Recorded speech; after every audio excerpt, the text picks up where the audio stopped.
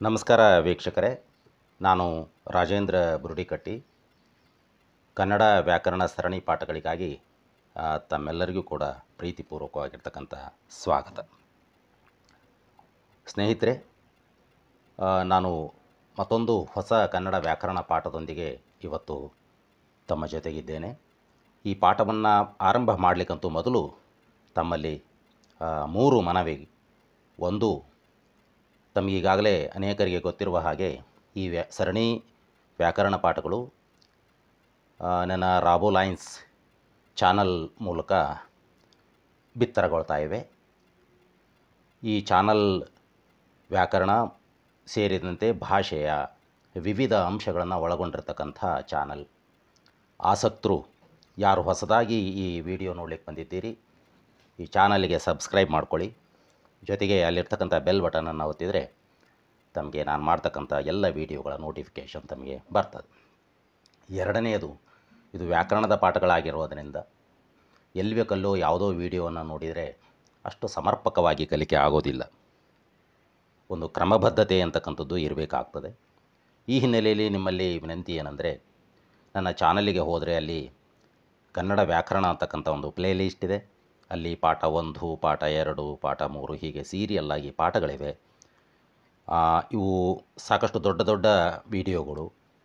ಯಾರಿಗೆ ಆಸಕ್ತಿ ಇದೆ, ನೀವೆಲ್ಲರೂ ಅದಕ್ಕಾಗಿ ಒಂದು ಸಮಯವನ್ನು ನಿಗದಿ ಮಾಡಿಕೊಂಡು ಕ್ರಮವಾಗಿ ಪಾಠ 1ರಿಂದ ನೋಡ್ತಾ ಬಂದರೆ ಹೆಚ್ಚು ಅರ್ಥಪೂರ್ಣವಾಗಿ ಕಲಿಕೆ ಆಗ್ತದೆ. ದಯವಿಟ್ಟು ಹಾಗೆ ಮಾಡಬೇಕು ಅಂತಕ್ಕಂಥದ್ದು ಎರಡನೆಯ ವಿನಂತಿ. ಮೂರನೆಯದು, ನಾನು ಅನೇಕ ಸಾರಿ ಹೇಳಿದ ಹಾಗೆ ಇವು ವ್ಯಾಕರಣದ ಪಾಠದ ವಿಡಿಯೋಗಳಾಗಿರೋದ್ರಿಂದ 5 ನಿಮಿಷ 10 ನಿಮಿಷ ಹೀಗಿರೋದಿಲ್ಲ, ದೊಡ್ಡ ವಿಡಿಯೋಗಳಿರ್ತವೆ. ಕಲಿಬೇಕು ಅಂತಕ್ಕಂಥವ್ರು ಅದಕ್ಕಾಗಿ ಒಂದು ನಿಗದಿತವಾಗಿರ್ತಕ್ಕಂಥ ಸಮಯವನ್ನು ಗುರ್ತು ಮಾಡಿಕೊಂಡು ಶಿಸ್ತುಬದ್ಧವಾಗಿ ಅವುಗಳನ್ನು ಕೇಳುವುದು, ಅಗತ್ಯ ಬಿದ್ದರೆ ನೋಟ್ಸ್ ಮಾಡ್ಕೋಬೇಕು. ಮತ್ತು ವಿಡಿಯೋಗಳನ್ನು ಆರಂಭದಿಂದ ಕೊನೆಯವರೆಗೂ ಕ್ರಮವಾಗಿ ನೋಡಿ. ನಿಮಗೆ ಇಷ್ಟ ಆದರೆ ಲೈಕ್ ಮಾಡಿ, ಕಮೆಂಟ್ ಮಾಡಿ. ಇನ್ನೂ ಹೆಚ್ಚಿಗೆ ಇಷ್ಟ ಆದರೆ ಬೇರೆಯವರಿಗೆ ಅದನ್ನು ಶೇರ್ ಮಾಡಿ ಅಂತ ಕೇಳ್ಕೊಳ್ತಾ ನಾನು ಇವತ್ತಿನ ಹೊಸ ಪಾಠವನ್ನು ಪ್ರಾರಂಭ ಮಾಡ್ತಾಯಿದ್ದೇನೆ. ಬನ್ನಿ, ಹೊಸ ಪಾಠ ಯಾವುದು ಕನ್ನಡ ವ್ಯಾಕರಣದಲ್ಲಿ ಅಂತಕ್ಕಂಥದ್ದನ್ನು ಈಗ ನೋಡೋಣ. ಈ ಪಾಠಕ್ಕೆ ಆರಂಭ ಮಾಡ್ತಕ್ಕಂಥ ಈ ಸಂದರ್ಭದಲ್ಲಿ ಮತ್ತೊಮ್ಮೆ ತಮ್ಮೆಲ್ಲರಿಗೂ ಕೂಡ ಪ್ರೀತಿಪೂರ್ವಕವಾಗಿರ್ತಕ್ಕಂಥ ಸ್ವಾಗತ. ಬನ್ನಿ, ಹೊಸ ಪಾಠ ಯಾವುದು ಅಂಥೇಳಿ ನೋಡೋಣ. ಪಾಠ 10, ಅಧ್ಯಾಯ 10, ಸಮಾಸಗಳು ಅಂತಕ್ಕಂಥ ಹೊಸ ಪಾಠವನ್ನು ಇವತ್ತು ಆರಂಭ ಮಾಡ್ತಾಯಿದ್ದೇನೆ. ಬನ್ನಿ, ಏನು ಸಮಾಸ ಅಂದರೆ ಏನು, ಅವು ಹೇಗೆಲ್ಲ ಇರ್ತವೆ ಅಂತಕ್ಕಂಥದ್ದನ್ನು ಒಂದೊಂದಾಗಿ ನೋಡ್ತಾ ಹೋಗೋಣ. ಈ ಸಮಾಸಗಳನ್ನು ಆರಂಭ ಮಾಡೋಕ್ಕಂತೂ ಮೊದಲು ನಿಮಗೆ ಹೇಳಬೇಕಂತ ಒಂದು ಭಾಳ ಮುಖ್ಯವಾದ ಅಂಶ ಅಂದರೆ, ನಾನು ನಾಮಪದಗಳ ಬಗ್ಗೆ ಪಾಠ ಮಾಡುವಾಗ ಒಂದು ಮುಖ್ಯವಾದ ಅಂಶವನ್ನು ಆರಂಭದಲ್ಲಿ ಹೇಳಿದ್ದೆ. ನಾನು ಈ ನಾಮಪದಗಳ ಪ್ರಕೃತಿಗಳ ಬಗ್ಗೆ ಹೇಳಬೇಕಾದಾಗ ಸಹಜನಾಮ ಪ್ರಕೃತಿ ಮತ್ತು ಸಾಧಿತನಾಮ ಪ್ರಕೃತಿ ಅಂತಕ್ಕಂಥ ಪ್ರಯೋಗವನ್ನು ಮಾಡಿದ್ದೆ. ಸಹಜನಾಮ ಪ್ರಕೃತಿಗಳಲ್ಲಿ 9 ವಿಧಗಳು ಯಾವುವು ಅಂತಕ್ಕಂಥದ್ದು ನೋಡಿದ್ವಿ. ಸಾಧಿತನಾಮ ಪ್ರಕೃತಿಯ ಬಗ್ಗೆ ಅಲ್ಲಿ ಏನು ಹೇಳಲಿಲ್ಲ. ಯಾಕೆ ಹೇಳಿಲ್ಲ ಅಂದರೆ, ಸಾಧಿತನಾಮ ಪ್ರಕೃತಿಗಳಲ್ಲಿ ಬಹಳ ವಿಶಾಲವಾಗಿರ್ತಕ್ಕಂಥ ವಿಷಯ ಇರೋದರಿಂದ ಅವನು ಪ್ರತ್ಯೇಕವಾಗಿ ಹೇಳೋದು ಅನ್ನೋ ಪ್ಲ್ಯಾನ್ ಇರೋದ್ರಿಂದ ಅಲ್ಲಿ ಅದನ್ನು ವಿಸ್ತರಿಸಲಿಲ್ಲ. ಇಲ್ಲಿ ಸಮಾಸ ಅಂತಕ್ಕಂಥದ್ದು ಪ್ರಾರಂಭ ಮಾಡುವಾಗ ನಿಮ್ಮ ಗಮನಕ್ಕೆ ತರ್ತಕ್ಕಂಥ ವಿಷಯ ಏನು ಅಂದರೆ, ಇದು ನಾಮಪದಕ್ಕೆ ಸಂಬಂಧಪಟ್ಟಂಥ ಅಂಶ. ನಾಮಪದದಲ್ಲಿ ಸಾಧಿತ ನಾಮ ಪ್ರಕೃತಿ ಅಂತ ಏನು ಹೇಳಿದೆ, ಆ ಸಾಧಿತ ನಾಮ ಪ್ರಕೃತಿಯಲ್ಲಿ ಬರ್ತಿರ್ತಕ್ಕಂತಹ 3 ಅಂಶಗಳಿವೆ, 3 ಭಾಷಾ ಪ್ರಯೋಗಗಳಿವೆ. ಅವು ಒಂದು ಸಮಾಸ, ಇನ್ನೊಂದು ತದ್ದಿತಾಂತ, ಮತ್ತೊಂದು ಕೃದಾಂತ. ಸಾಧಿತ ನಾಮ ಪ್ರಕೃತಿಯಲ್ಲಿ ಬರ್ತಕ್ಕಂಥ 3 ಮುಖ್ಯವಾದ ಅಂಶಗಳು ಸಮಾಸಗಳು, ತದ್ದಿತಾಂತಗಳು ಮತ್ತು ಕೃದಂತಗಳು. ತದ್ದಿತಾಂತ, ಕೃದಂತ ಅಂತಕ್ಕಂಥದ್ದನ್ನು ಪ್ರತ್ಯೇಕವಾಗಿ ಇನ್ನೊಂದು ಪಾಠದಲ್ಲಿ ನೋಡೋಣ. ಈ ಸಾಧಿತ ನಾಮ ಪ್ರಕೃತಿಗಳಲ್ಲಿ ಒಂದಾಗಿರ್ತಕ್ಕಂತಹ ಸಮಾಸಗಳ ಬಗ್ಗೆ ಇವತ್ತು ನಾವು ತಿಳ್ಕೊಳ್ಳೋಣ. ಬನ್ನಿ, ಸಮಾಸ ಅಂದರೆ ಏನು ಅಂತಕ್ಕಂಥದ್ದನ್ನು ನೋಡೋಣ. ಸಮಾಸಗಳು ಅರ್ಥ: 2 ಪದಗಳು ತಮ್ಮ ನಡುವಿನ ವಿಭಕ್ತಿ ಪ್ರತ್ಯಯ ಅಥವಾ ವಿವರಣೆಯನ್ನು ಕಳೆದುಕೊಂಡು ಅರ್ಥಪೂರ್ಣವಾಗಿ ಒಂದಾಗುವುದಕ್ಕೆ ಸಮಾಸ ಎನ್ನುವರು. ನೋಡಿ ಅಲ್ಲೊಂದು ಶಬ್ದ ಹೋಗಿದೆ. ಎರಡು ಪದಗಳು ತಮ್ಮ ನಡುವಿನ ವಿಭಕ್ತಿ ಪ್ರತ್ಯಯ ಅಥವಾ ವಿವರಣೆಯನ್ನು ಕಳೆದುಕೊಂಡು ಅಂತ ಒಂದು ಶಬ್ದ ಇರಬೇಕಾಯಿತು. ಕಳೆದುಕೊಂಡು ಅನ್ನೋದು ಅಲ್ಲಿ ಬಿಟ್ಟು ಹೋಗಿದೆ, ಅಲ್ಲಿ ನೀವು ಸೇರಿಸ್ಕೋಬೇಕು. ಎರಡು ಪದಗಳು ತಮ್ಮ ನಡುವಿನ ವಿಭಕ್ತಿ ಪ್ರತ್ಯಯ ಅಥವಾ ವಿವರಣೆಯನ್ನು ಕಳೆದುಕೊಂಡು ಅರ್ಥಪೂರ್ಣವಾಗಿ ಒಂದಾಗುವುದಕ್ಕೆ ಸಮಾಸ ಎನ್ನುವರು. ಅಂದರೆ ಸಮಾಸ ಅನ್ನೋದು ಎರಡು ಪದಗಳು ತಮ್ಮ ನಡುವಿನ ವಿವರಣೆಯನ್ನು ಅಥವಾ ವಿಭಕ್ತಿ ಪ್ರತ್ಯಯವನ್ನು ಕಳೆದುಕೊಂಡು ಒಂದಾಗುವುದು ಪ್ರಕ್ರಿಯೆ. ಉದಾಹರಣೆ ನೋಡಿ ಇಲ್ಲಿ ಕೆಳಗಡೆ. ಅರಸನ ಪ್ಲಸ್ ಮನೆ ಅರಮನೆ. ಇಲ್ಲಿ ಎರಡು ಪದಗಳು ಯಾವಿದ್ದಾವೆ?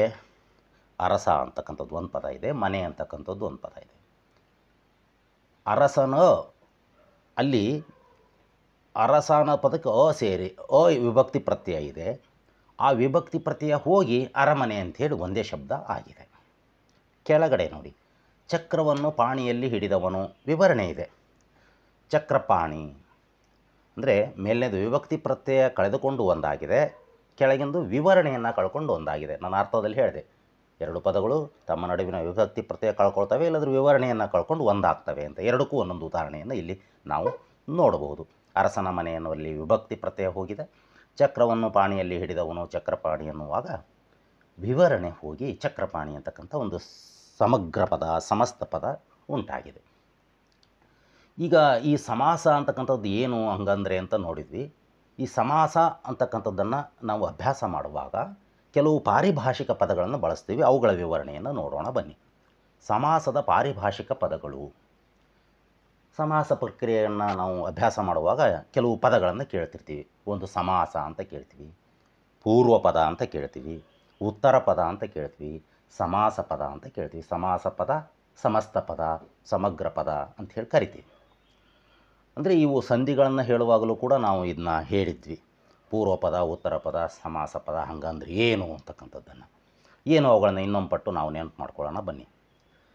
ಈ ವಿಗ್ರಹ ವಾಕ್ಯ ಮಾಡುವಿಕೆ ಅಂತ ಇನ್ನೊಂದು ಪದವನ್ನು ನಾವು ಬಳಸ್ತೀವಿ. ವಿಗ್ರಹ ವಾಕ್ಯ ಮಾಡೋದು ಅಂದರೆ ಏನು? ಸಮಾಸದಲ್ಲಿ ಇದನ್ನು ವಿಶೇಷವಾಗಿ ಬಳಸ್ತೀವಿ ನಾವು. ಹಾಗಂದ್ರೆ ಏನು? ಈ ಉತ್ತರ ಪದ, ಪೂರ್ವ ಪದ, ಸಮಾಸ ಪದ ಅಂದರೆ ಏನು? ವಿಗ್ರಹ ವಾಕ್ಯ ಮಾಡೋದು ಏನು ಅಂತಕ್ಕಂಥದ್ದನ್ನು ನೋಡೋಣ.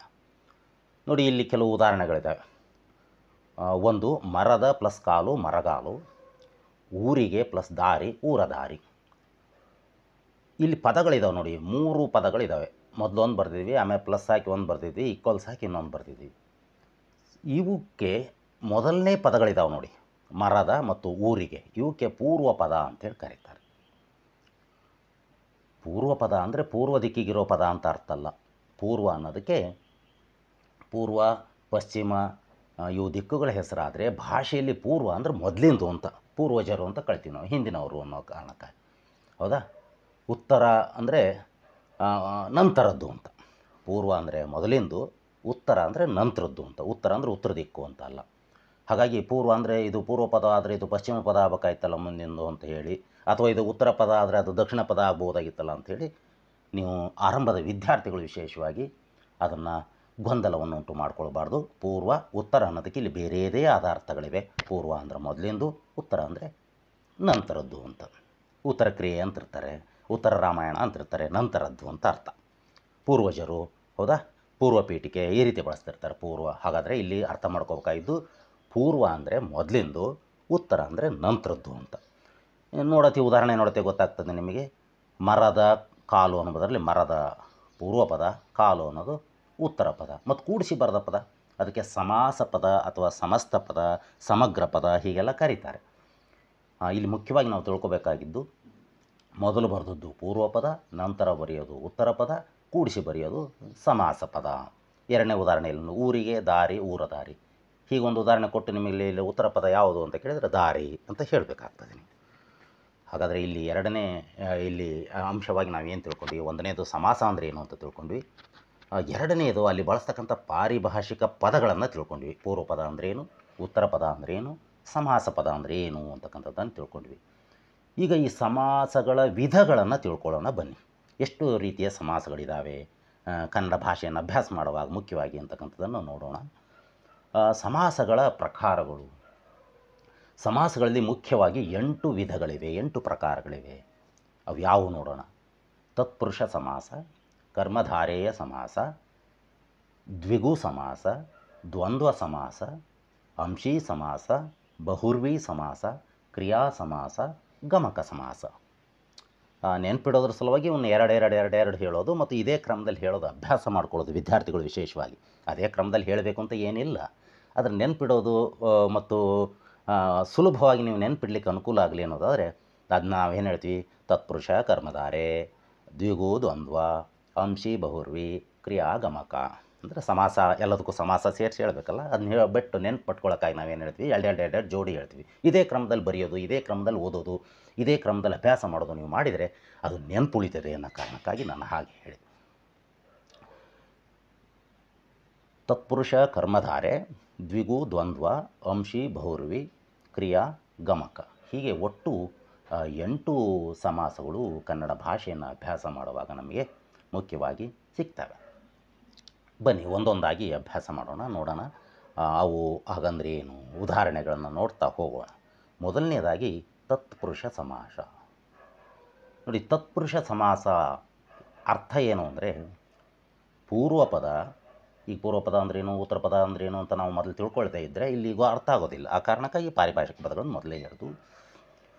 ಪೂರ್ವಪದ ಮತ್ತು ಉತ್ತರ ಪದ ಎರಡೂ ನಾಮಪದ ಆಗಿದ್ದು ಸಮಾಸವಾದಾಗ ಉತ್ತರ ಪದದ ಅರ್ಥವು ಪ್ರಧಾನವಾಗಿ ಬರುವುದಕ್ಕೆ ತತ್ಪುರುಷ ಸಮಾಸ ಎನ್ನುವರು. ಇನ್ನೊಂದು ಸಾರಿ ನೋಡಿ, ಪೂರ್ವಪದ ಮತ್ತು ಉತ್ತರ ಪದ ಎರಡೂ ನಾಮಪದ ಆಗಿದ್ದು ಸಮಾಸವಾದಾಗ ಉತ್ತರ ಪದದ ಅರ್ಥವು ಪ್ರಧಾನವಾಗಿ ಬರುವುದಕ್ಕೆ ತತ್ಪುರುಷ ಸಮಾಸ ಎನ್ನುವರು. ಉದಾಹರಣೆ ನೋಡಿ, ಮರದ ಪ್ಲಸ್ ಕಾಲು ಮರಗಾಲು. ಈ ಉದಾಹರಣೆ ಮಧ್ಯನೂ ಬಂದಿತ್ತು. ಊರಿಗೆ ಪ್ಲಸ್ ದಾರಿ ಊರ ದಾರಿ. ವಯಸ್ಸಿನಿಂದ ವೃದ್ಧ ವಯೋವೃದ್ಧ. ತಲೆಯಲ್ಲಿ ನೋವು ತಲೆನೋವು. ಇಲ್ಲಿ ಪೂರ್ವ ಪದಗಳು ಯಾವುವು ಅಂತ ನಿಮಗೆ ಈಗಾಗಲೇ ಗೊತ್ತಾಗ್ತದೆ. ಮರದ, ಊರಿಗೆ, ವಯಸ್ಸಿನಿಂದ, ತಲೆಯಲ್ಲಿ, ಇವೆಲ್ಲವೂ ಪೂರ್ವ ಪದಗಳು. ಉತ್ತರ ಪದಗಳು ಯಾವುವು? ಕಾಲು, ದಾರಿ, ವೃದ್ಧ, ನೋವು, ಇವು ಉತ್ತರ ಪದಗಳು. ಈ ಪೂರ್ವ ಪದ ಮತ್ತು ಉತ್ತರ ಪದ ಎರಡೂ ನಾಮಪದ ಆಗಿರಬೇಕು ಅಂತ. ನಾಮಪದ ಅಂದ್ರೇನು?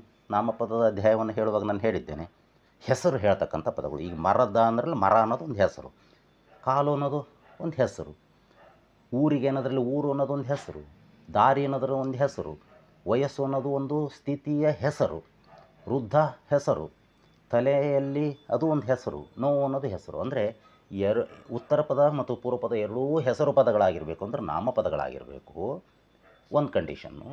ಇನ್ನೊಂದು ಕಂಡೀಷನ್ ಏನಪ್ಪ ಅಂದರೆ, ಇನ್ನೊಂದು ಷರತ್ತೇನು ಅಂದರೆ, ಕೂಡಿಸಿ ಬರೆದಾಗ ಅರ್ಥವು ಉತ್ತರ ಪದದ ಮೇಲೆ ಇರಬೇಕು ಅಂತ. ಏನಂಗಂದರೆ, ಈಗ ಮರದ ಪ್ಲಸ್ ಕಾಲು ಅಂತ ಹೇಳುವಾಗ ಕೂಡಿಸಿ ಬರೆದಾಗ ಮರಗಾಲು ಆಗಿದೆಯಲ್ಲ, ಮರಗಾಲು ಅನ್ಬೇಕಾದ್ರೆ ನಾವು ಮರದ ಬಗ್ಗೆ ಮಾತಾಡ್ತಿರ್ತೇವೆ, ಕಾಲಿನ ಬಗ್ಗೆ ಮಾತಾಡ್ತಿರ್ತೇವೆ? ಕಾಲಿನ ಬಗ್ಗೆ ಮಾತಾಡ್ತಿರ್ತೀವಿ. ಅಂದರೆ ಉತ್ತರ ಪದದ ಅರ್ಥ ಪ್ರಧಾನವಾಗಿರ್ತದೆ. ಊರಿಗೆ ದಾರಿ ಅನ್ಬೇಕಾದ್ರೆ ಊರ ಬಗ್ಗೆ ಮಾತಾಡ್ತಿರ್ತೀವೋ, ದಾರಿ ಬಗ್ಗೆ ಮಾತಾಡ್ತೀವಿ? ಊರು ದಾರಿ ಅನ್ಬೇಕಾದ್ರೆ ದಾರಿ ಬಗ್ಗೆ ಮಾತಾಡ್ತಿರ್ತೀವಿ. ತಲೆಯಲ್ಲಿ ಪ್ಲಸ್ ನೋವು ಅಂತ ಹೇಳಿದಾಗ ತಲೆಯ ಬಗ್ಗೆ ಅಲ್ಲ, ನೋವಿನ ಬಗ್ಗೆ ಮಾತಾಡ್ತಿರ್ತೀವಿ. ಸ್ಪಷ್ಟ ಆಯಿತು ಅಂತ ಅಂದ್ಕೊಂಡಿದ್ದೇನೆ. ಎರಡು ಕಂಡೀಷನ್ ತತ್ಪುರುಷ ಸಮಾಸದಲ್ಲಿ, ಪೂರ್ವಪದ ಉತ್ತರ ಪದ ಎರಡೂ ಕೂಡ ನಾಮಪದಗಳಾಗಿರಬೇಕು. ಒಂದು, ಕೂಡಿಸಿ ಬರೆದಾಗ ಅರ್ಥವು ಉತ್ತರ ಪದದ ಮೇಲೆ ಇರಬೇಕು, ಉತ್ತರ ಪದ ಪ್ರಧಾನವಾಗಿರಬೇಕು. ಹೀಗಿದ್ದರೆ ಅದಕ್ಕೆ ತತ್ಪುರುಷ ಸಮಾಸ ಅಂಥೇಳಿ ಕರೀತಾರೆ. ಇಲ್ಲೆಲ್ಲ ಉದಾಹರಣೆಗಳಲ್ಲೂ ಕೂಡ ಉತ್ತರ ಪದದ ಅರ್ಥ ಪ್ರಧಾನವಾಗಿದೆ. ಎರಡೂ ಕಡೆಗೂ ನಾಮಪದ ಬರ್ತಕ್ಕಂಥ ಇನ್ನೊಂದು ಸಮಾಸ ಬರ್ತದೆ, ದ್ವಂದ್ವ ಸಮಾಸ ಅಂತ. ಅದನ್ನ ಹೇಳುವಾಗ ಅದಕ್ಕೂ ಇದಕ್ಕೂ ವ್ಯತ್ಯಾಸ ಏನು ಅಂತ ಹೇಳ್ತೀನಿ. ಇಲ್ಲಿ ನೀವು ಸ್ಪಷ್ಟವಾಗಿ ತತ್ಪುರುಷದಲ್ಲಿ ತಿಳ್ಕೊಬೇಕಾದಂಥ ಅಂಶ, ಎರಡೂ ಅಂಶಗಳನ್ನು ಸ್ಪಷ್ಟವಾಗಿ ತಿಳ್ಕೊಬೇಕು. ಬಿಡಿಸಿ ಬರೆದಾಗ ಎರಡೂ ಕಡೆಗೂ ನಾಮಪದಗಳಿರ್ತವೆ, ಕೂಡಿಸಿ ಬರೆದಾಗ ಸಮಸ್ತ ಪದದ ಅರ್ಥವು ಉತ್ತರ ಪದದ ಮೇಲೆ ಇರುತ್ತದೆ. ಇದು ತತ್ಪುರುಷ ಸಮಾಸ. ಬನ್ನಿ ಎರಡನೇ ಸಮಾಸವನ್ನು ನೋಡೋಣ. ಎರಡನೆಯದು ಕರ್ಮಧಾರೇಯ ಸಮಾಸ. ಕರ್ಮಧಾರೇಯ ಸಮಾಸ ಅರ್ಥ ನೋಡಿ, ಸಾಮಾನ್ಯವಾಗಿ ಪೂರ್ವ ಪದವು ಗುಣವಾಚಕ ನಾಮಪದವಾಗಿದ್ದು ಉತ್ತರ ಪದದಲ್ಲಿರುವ ವಸ್ತುವಾಚಕ ನಾಮಪದದೊಡನೆ ಸೇರಿ ಆಗುವ ಸಮಾಸವೇ ಕರ್ಮಧಾರೆಯ ಸಮಾಸ. ಇನ್ನೊಂದು ಸಾರಿ ನೋಡಿ, ಸಾಮಾನ್ಯವಾಗಿ ಪೂರ್ವ ಪದವು ಗುಣವಾಚಕ ನಾಮಪದವಾಗಿದ್ದು ಉತ್ತರ ಪದದಲ್ಲಿರುವ ವಸ್ತುವಾಚಕ ನಾಮಪದದೊಡನೆ ಸೇರಿ ಆಗುವ ಸಮಾಸವೇ ಕರ್ಮಧಾರೆಯ ಸಮಾಸ. ಅನೇಕ ಸಂದರ್ಭದಲ್ಲಿ ಇದನ್ನು ಸ್ವಲ್ಪ ತಪ್ಪಾಗಿ ನಾವು ಅರ್ಥ ಹೇಳೋದನ್ನು ನೋಡಿದ್ದೇವೆ. ಪೂರ್ವ ಪದ ಗುಣವಾಚಕ, ಉತ್ತರ ಪದ ನಾಮಪದ ಅಂತ. ಅದು ಇಂಗ್ಲೀಷ್ ಗ್ರಾಮರಿನ ಪ್ರಭಾವ. ಯಾಕೆಂದರೆ ಅಲ್ಲಿ ಅಡ್ಜೆಕ್ಟಿವ್ ಬೇರೆ, ನೌನ್ ಬೇರೆ ಪಾರ್ಟ್ಸ್ ಆಫ್ ಸ್ಪೀಚ್ನಲ್ಲಿ.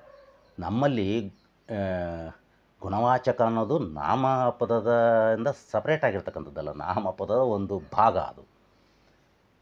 ಹಾಗಾಗಿ ಗುಣವಾಚಕ ಪೂರ್ವ ಪದವಾಗಿರಬೇಕು, ಉತ್ತರ ಪದ ನಾಮಪದ ಆಗಿರಬೇಕು.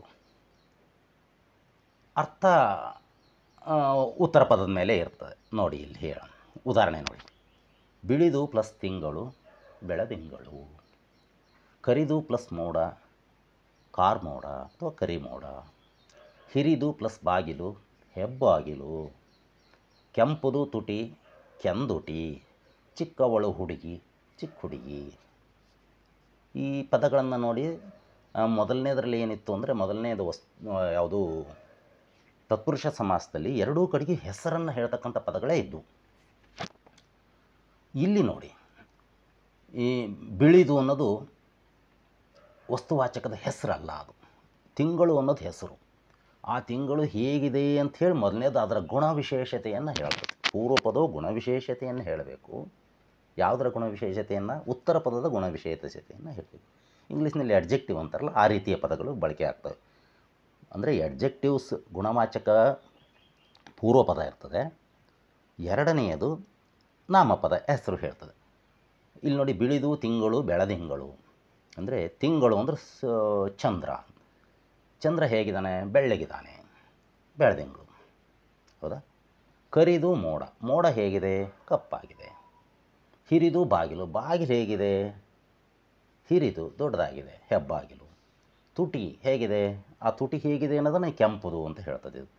ಹುಡುಗಿ ಹೇಗಿದ್ದಾಳೆ ಅಂತ ಮೊದಲನೇ ಪದ ಹೇಳ್ತದೆ. ಅಂದರೆ ಮೊದಲನೇ ಪದ ಗುಣವಿಶೇಷತೆಯನ್ನು ಹೇಳಬೇಕು. ಯಾವುದರ ಗುಣವಿಶೇಷತೆಯನ್ನು? ಉತ್ತರ ಪದದ ಗುಣವಿಶೇಷತೆಯನ್ನು ಹೇಳಬೇಕು. ಉತ್ತರ ಪದ ನಾಮಪದನೇ ಇರ್ತದೆ. ಹೀಗೆ ಹೇಳಿದಾಗ ಆಗುವ ಸಮಾಸಕ್ಕೆ ನಾವು ಕರ್ಮಧಾರೇಯ ಸಮಾಸ ಅಂಥೇಳಿ ಕರಿತೀವಿ. ನೋಡಿ, ಬೆಳದಿಂಗಳು, ಕಾರ್ಮೋಡ, ಹೆಬ್ಬಾಗಿಲು, ಕೆಂದುಟಿ, ಚಿಕ್ಕ ಹುಡುಗಿ ಇವೆಲ್ಲವೂ ಕೂಡ ಕರ್ಮಧಾರೇಯ ಸಮಾಸದ ಉದಾಹರಣೆ. ಇಲ್ಲಿಯೂ ಕೂಡ ಅರ್ಥ ಹಾಗಾದರೆ ಒಂದನೇ ಸಮಾಸದಲ್ಲಿ ಉತ್ತರ ಪದದ ಅರ್ಥ ಪ್ರಧಾನವಾಗಿರ್ತದೆ ಅಂತ ಹೇಳಿದ್ವಿ. ಇಲ್ಲಿಯೂ ಕೂಡ ನೋಡಿ, ಬೆಳದಿಂಗಳು ಅನ್ಬೇಕಾದ್ರೆ ನಾವು ತಿಂಗಳ ಬಗ್ಗೆ ಮಾತಾಡ್ತಿರ್ತೀವಿ, ಕಾರ್ಮೋಡ ಅನ್ಬೇಕಾದ್ರೆ ಮೋಡದ ಬಗ್ಗೆ ಮಾತಾಡ್ತಿರ್ತೀವಿ, ಹೆಬ್ಬಾಗಿಲು ಅಂತ ಹೇಳುವಾಗ ಬಾಗಿಲ ಬಗ್ಗೆ ನಮ್ಮದು ಗಮನ ಇರ್ತದೆ, ಕೆಂದುಟಿ ಅಂತ ಹೇಳ್ಬೇಕಾದ್ರೆ ತುಟಿಯ ಬಗ್ಗೆ ಇರ್ತದೆ, ಚಿಕ್ಕ ಹುಡುಗಿ ಅಲ್ಲಿ ಹುಡುಗಿ ಬಗ್ಗೆ. ಅಂದರೆ ಇಲ್ಲಿಯೂ ಕೂಡ ಉತ್ತರ ಪದದ ಅರ್ಥ ಪ್ರಧಾನವಾಗಿರ್ತದೆ. ಹಾಗಾದರೆ ಕರ್ಮಧಾರಯ ಸಮಾಸ ಅಂದ್ರೇನು? ಪೂರ್ವ ಪದವು ಗುಣವಾಚಕ, ಉತ್ತರ ಪದವು ವಸ್ತುವಾಚಕ ನಾಮಪದ ಇದ್ದು, ಉತ್ತರ ಪದವನ್ನು ಪೂರ್ವ ಪದ ವರ್ಣಿಸ್ತಾ ಇದ್ದರೆ ಅದು ಕರ್ಮಧಾರೆಯ ಸಮಾಸ. ಬನ್ನಿ, ಮೂರನೆಯ ಸಮಾಸ ಯಾವುದು ಅಂತ ನೋಡೋಣ. ಆ ಮೂರನೇ ಸಮಾಸಕ್ಕೆ ಹೋಗ್ಲಿಕ್ಕಂತೂ ಮೊದಲು ಇನ್ನೊಂದು ಅಂಶ ಕರ್ಮಧಾರೆಗೆ ಸಂಬಂಧಪಟ್ಟದ್ದು ನೋಡಬೇಕಾಗ್ತದೆ. ನಾನೇನು ಹೇಳಿದೆ ಅಂದರೆ, ಪೂರ್ವ ಪದ ಗುಣವಾಚಕ ಇರ್ತದೆ, ಉತ್ತರ ಪದ ನಾಮಪದ ಇರ್ತದೆ ಅಂತ ಹೇಳಿದೆ. ಬಹುತೇಕ ಸಮಾಸಗಳು ಹಾಗೇ ಇರ್ತವೆ. ಆದರೆ ಕೆಲವು ಸಂದರ್ಭದಲ್ಲಿ ಕನ್ಫ್ಯೂಷನ್ ಮಾಡ್ಕೋಬಾರ್ದು, ಇವು ಸ್ಥಾನ ಪಲ್ಲಟಗೊಳ್ತವೆ. ಅಂದರೆ ಗುಣವಾಚಕನೇ ಆ ಕಡೆಗೆ ಬಂದುಬಿಡ್ಬೋದು ಉತ್ತರಕ್ಕೆ. ಕೆಲವು ಉದಾಹರಣೆಯನ್ನು ನೋಡಿ. ಇಲ್ಲಿ ಈ ಸಮಾಸವು ಸಾಮಾನ್ಯವಾಗಿ ಪೂರ್ವ ಪದವು ಗುಣವಾಚಕ ನಾಮಪದವಾಗಿದ್ದು ಉತ್ತರ ಪದದಲ್ಲಿರುವ ವಸ್ತುವಾಚಕ ನಾಮಪದವನ್ನು ಸೇರಿ ಆಗುವುದು ನಿಜವಾದರೂ ಕೆಲವು ವೇಳೆ ಈ ಪದಗಳು ಅದಲು ಬದಲು ಆಗೋದು ಉಂಟು. ಬಹಳ ಕನ್ಫ್ಯೂಷನ್ ದೊಡ್ಡ ತರಗತಿಗಳಲ್ಲಿ ವಿದ್ಯಾರ್ಥಿಗಳು ಹೀಗೆ ಮಾಡ್ಕೊಳ್ತಾರೆ. ಈ ಉದಾಹರಣೆ ನೋಡಿ. ಇಲ್ಲಿ ಪಾದಗಳು ಕಮಲಗಳಂತೆ, ಪಾದ ಕಮಲಗಳು. ಈಗ ಪಾದ ಕಮಲಗಳು ಅಂತ ಕೊಟ್ಟರೆ, ಅಥವಾ ಮುಖವು ಕಮಲದಂತೆ, ಮುಖ ಕಮಲ. ಅಡಿಗಳು ತಾವರೆಯಂತೆ, ಅಡಿದಾವರೆ. ಇಲ್ಲಿ ಸೂಕ್ಷ್ಮವಾಗಿ ಗಮನಿಸಿ. ಇಂಥ ಉದಾಹರಣೆಯನ್ನು ಕೊಟ್ಟಾಗ ಅನೇಕ ವಿದ್ಯಾರ್ಥಿಗಳು ಇದನ್ನು ತತ್ಪುರುಷ ಸಮಾಸವಾಗಿ ಬರೀತಾರೆ. ಹಾಗೆ ಯಾಕೆ ಕನ್ಫ್ಯೂಷನ್ ಆಗುತ್ತೆ ಅಂದರೆ, ಇಲ್ಲಿ ತತ್ಪುರುಷ ಸಮಾಸದ ಉದಾಹರಣೆ ಇದ್ದಂಗೆ ಇದ್ದಾವೆ ನೋಡಿ. ಪಾದಗಳು ಒಂದು ಹೆಸರು, ಕಮಲ ಒಂದು ಹೆಸರು, ಮುಖ ಹೆಸರು, ಕಮಲ ಹೆಸರು, ಅಡಿ ಹೆಸರು, ತಾವರೆ ಹೆಸರು. ಎರಡು ಕಡೆಗೆ ಹೆಸರು ಪದ ಇದ್ದರೆ, ಎರಡು ಕಡೆ ನಾಮಪದ ಇದ್ದರೆ, ವಸ್ತುವಾಚಕ ನಾಮಪದ ಇದ್ದರೆ ತತ್ಪುರುಷ ಸಮಾಸ ಅಂತ ಹೇಳಿದೆವಲ್ಲ. ಸೊ ಹಾಗಾಗಿ ಅದನ್ನು ಬರೀತಾರೆ. ಆದರೆ ಈಗ ಪಾದ ಕಮಲಗಳು ಅಂದರೆ ಕಮಲದಿಂದ ಮಾಡಿದ ಪಾದಗಳು ಅಂತ ಅರ್ಥ ಬರೋದಿಲ್ಲ ನೋಡಿ. ಮುಖ ಕಮಲ ಅಂದರೆ ಕಮಲದಿಂದ ಮಾಡಿದ ಮುಖ ಅಂತ ಬರೋದಿಲ್ಲ, ಕಮಲದಂತೆ ಇರುವ ಮುಖ. ಪಾದ ಕಮಲಗಳು ಅಂದರೆ ಕಮಲದಿಂದ ಮಾಡಿದ ಪಾದಗಳು ಅಂತ ಬರೋದಿಲ್ಲ, ಪಾದಗಳು ಕಮಲಗಳಂತೆ ಇವೆ ಅಂದರೆ ವರ್ಣಿಸುವ ಪದ ಆಗ್ತದೆ. ಯಾವುದು? ಕಮಲಗಳಂತೆ ಅನ್ನೋದು ನಾಮಪದ, ಅದು ವರ್ಣಿಸುವ ಪದವಾಗಿ ಗುಣವಾಚಕವಾಗಿ ಬಳಕೆ ಆಗ್ತದೆ. ಭಾಳ ಅಪರೂಪ ಇಂಥ ಉದಾಹರಣೆಗಳು, ಆದರೆ ಇರ್ತವೆ, ಅದನ್ನು ಗಮನಿಸ್ಬೇಕು.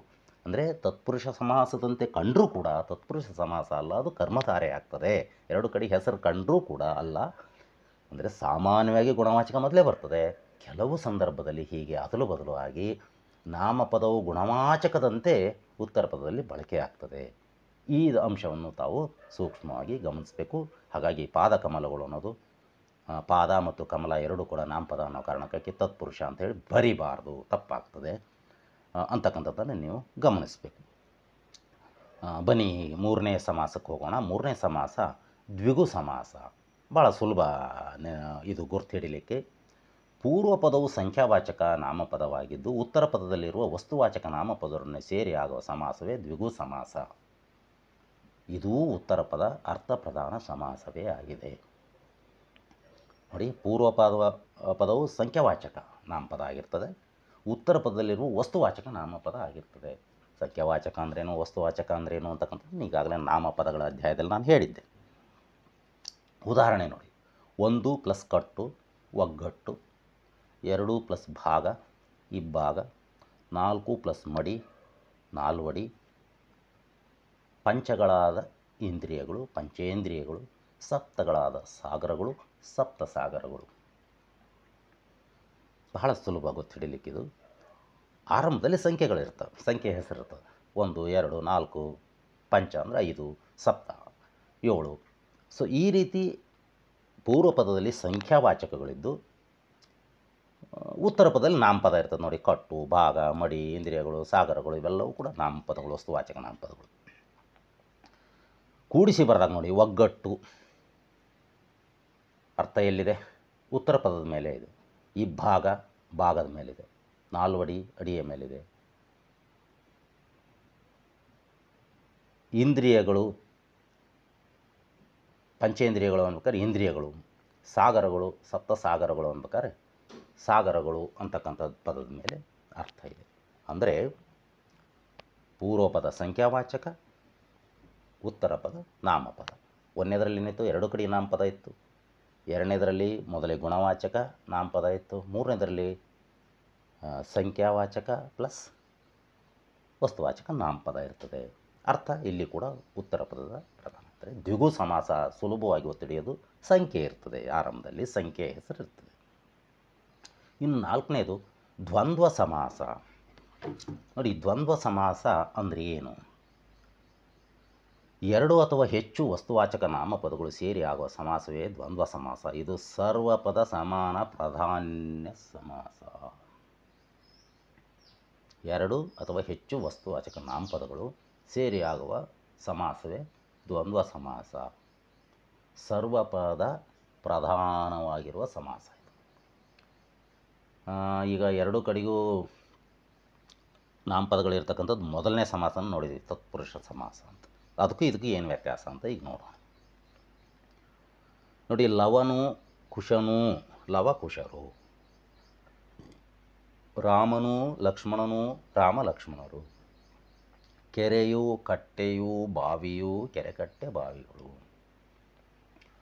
ಗಿಡವು ಮರವು ಬಳ್ಳಿಯು ಗಿಡ ಮರ ಬಳ್ಳಿಗಳು. ನೋಡಿ, ಎಲ್ಲ ಪದಗಳು ನಾಮಪದಗಳಾಗಿವೆ. ಎರಡು ಅಥವಾ ಹೆಚ್ಚು ವಸ್ತುವಾಚಕ ನಾಮಪದಗಳು, 1 ಮತ್ತು 2ನೇ ಉದಯಗಳಲ್ಲಿ ಎರಡೆರಡು ಸೇರಿದ್ದಾವೆ. 3, 4ರಲ್ಲಿ 3 ಸೇರಿದ್ದಾವೆ ನಾಮಪದಗಳು. ಕೂಡಿಸಿ ಬರೆದಾಗ ಲವಕುಶರು ರಾಮ ಲಕ್ಷ್ಮಣರು ಕೆರೆಕಟ್ಟ ಬಾವಿಗಳು ಗಿಡ ಮರ ಬಳ್ಳಿಗಳು. ಅಂದರೆ ಈ ಸಮಾಸ ಏನು ಹೇಳುತ್ತೆ ಅಂದರೆ ನಾಮಪದಗಳೇ ಇರ್ತವೆ. ಮತ್ತು ಒಂದನೇ ಸಮಾಸ ಇದೆಯಲ್ಲ ತತ್ಪುರುಷಕ್ಕೂ ಇದಕ್ಕೂ ಏನು ವ್ಯತ್ಯಾಸ ಅಂದರೆ, ತತ್ಪುರುಷ ಸಮಾಸದಲ್ಲಿ ಕೂಡಿಸಿ ಬರೆದಾಗ ಅರ್ಥವು ಉತ್ತರ ಪದದ ಮೇಲೆ ಇರ್ತದೆ. ಈಗ ಅರಸನ ಮನೆ ಅಂತ ಬರೆದ್ವಿ, ಮನೆಯ ಮೇಲೆ ಅರ್ಥ ಇರ್ತದೆ. ವಯೋವೃದ್ಧ ಅಂತ ಹೇಳಿದ್ವಿ, ಅಥವಾ ತಲೆನೋವು ಅಂತ ಹೇಳಿದ್ವಿ.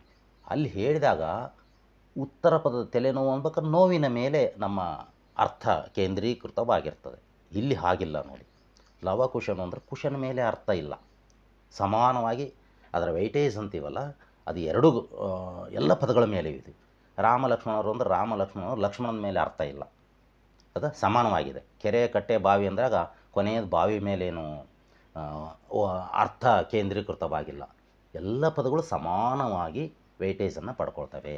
ಗಿಡ ಮರ ಬಳ್ಳಿಗಳು, ಗಿಡವೂ ಮರವೂ ಬಳ್ಳಿಯೂ ಗಿಡ ಮರ ಬಳ್ಳಿಗಳು ಅಂತ ಹೇಳುವಾಗ ಅಲ್ಲಿಯೂ ಕೂಡ ಏನಿರ್ತದೆ, ಅರ್ಥವು ಎಲ್ಲ ಪದಗಳ ಮೇಲೆ ಇರ್ತದೆ. ಹಾಗಾದರೆ ತತ್ಪುರುಷ ಸಮಾಸಕ್ಕೂ ದ್ವಂದ್ವ ಸಮಾಸಕ್ಕೂ ನಾವು ಯಾವುದರ ಆಧಾರದ ಮೇಲೆ ನಾವು ವ್ಯತ್ಯಾಸವನ್ನು ಮಾಡ್ಕೋಬೇಕು? ಅರ್ಥವು ಯಾವ ಪದದ ಮೇಲೆ ಇದೆ. ಉದಾಹರಣೆ ಲವಕುಶ ಅಂದ ತಕ್ಷಣ ಎರಡು ಕಡೆ ನಾಮಪದ ಅಂತ ಇದೆ ಅಂತೇಳಿ ನಾವು ತತ್ಪುರುಷ ಸಮಾಸ ಬರಿಬಾರ್ದು. ಲವಕುಶ ಅಂದಾಗ ಬರೀ ಕುಶನ ಮೇಲೆ ಅರ್ಥ ಇಲ್ಲ. ಹೀಗಿದ್ದಾಗ ಅಂದರೆ ಸರ್ವ ಪದಗಳು ಪ್ರಧಾನವಾಗಿ ಅರ್ಥವನ್ನು ಪಡ್ಕೊಂಡ್ರೆ, ಅರ್ಥವು ಎಲ್ಲ ಪದಗಳ ಮೇಲೆ ಇದ್ದರೆ ಅದು ದ್ವಂದ್ವ ಸಮಾಸ. ಸಾಮಾನ್ಯಕ್ಕೆ 2, 3 ಹೀಗೆ ಪದಗಳು ಸೇರ್ತಾ ಹೋಗ್ತವೆ. ಬನ್ನಿ ಈಗ ಮುಂದಿನ ಸಮಾಸವನ್ನು ನೋಡೋಣ. 5ನೆಯದು ಅಂಶೀ ಸಮಾಸ. ಅರ್ಥ: ಪೂರ್ವ ಮತ್ತು ಉತ್ತರ ಪದಗಳು ಅಂಶೀಭಾವದಿಂದ ಸೇರಿ ಆಗುವ ಸಮಾಸವೇ ಅಂಶೀ ಸಮಾಸ. ಇದು ಪೂರ್ವ ಪದ ಅರ್ಥ ಪ್ರಧಾನ ಸಮಾಸ. ಇದು ಒಂದು ವಸ್ತುವಿನ ಭಾಗವನ್ನು ಸೂಚಿಸುತ್ತದೆ. ನೋಡಿ, ಪೂರ್ವ ಮತ್ತು ಉತ್ತರ ಪದಗಳು ಅಂಶೀಭಾವದಿಂದ, ಅರ್ಥ ಮಾಡ್ಕೊಳ್ಳೋಕೆ ಕಷ್ಟ ಆದರೆ ಭಾಗ ಅಂತ ತಿಳ್ಕೊ. ಒಂದು ವಸ್ತುವಿನ ಭಾಗವನ್ನು ಹೇಳೋದೆಲ್ಲ ಅಂಶಿ ಸಮಾಸ. ತುಂಬ ಸುಲಭವಾಗಿ ಅರ್ಥ ಮಾಡ್ಕೊಳ್ಳೋದು ಒಂದು ವಸ್ತುವಿನ ಭಾಗ ಹೇಳ್ತಕ್ಕಂಥದ್ದು. ಇದ್ರ ವಿಶೇಷತೆ ಅಂದರೆ ಏನು ಅಂದರೆ, ಇದುವರೆಗೆ ನಾವು ಹೇಳಿದ ಸಮಾಸಗಳು ಉತ್ತರ ಪದ ಅರ್ಥ ಪ್ರಧಾನ ಇತ್ತು, ಒಂದು ಮಾತ್ರ ದ್ವಂದ್ವ ಸಮಾಸ ಎಲ್ಲ ಪದಗಳ ಅರ್ಥ ಸಮಾನ ಇತ್ತು. ಇದ್ರ ಆ ಉತ್ತರ ಪದದ ಅರ್ಥ ಪ್ರಧಾನ ಅಲ್ಲ, ಇದರಲ್ಲಿ ಪೂರ್ವ ಪದದ ಅರ್ಥ ಪ್ರಧಾನವಾಗಿರೋದು ಭಾಳ ಮುಖ್ಯವಾಗಿ ನೆನಪಿಟ್ಕೋಬೇಕು. ಪೂರ್ವ ಪದದ ಅರ್ಥ ಪ್ರಧಾನವಾಗಿರುವ ಸಮಾಸ ಯಾವುದು ಅಂತ ಕೇಳಿದ್ರೆ ಅಂಶಿ ಸಮಾಸ ಅಂತ ಹೇಳ್ತೀವಿ. ಏಕೆಂದರೆ ಇದು ಒಂದೇ ಸಮಾಸ ಆಗಿರೋದು ನಾವು ಅಭ್ಯಾಸ ಮಾಡೋದರಲ್ಲಿ. ಉದಾಹರಣೆ ನೋಡಿ, ತಲೆಯ ಹಿಂದು ಹಿಂದೆಲೆ, ಕಣ್ಣಿನ ಕಡೆ ಕಡೆಗಣ್ಣು, ಮೂಗಿನ ತುದಿ ತುದಿ ಮೂಗು, ಕಾಲಿನ ಅಡಿ ಅಂಗಾಲು.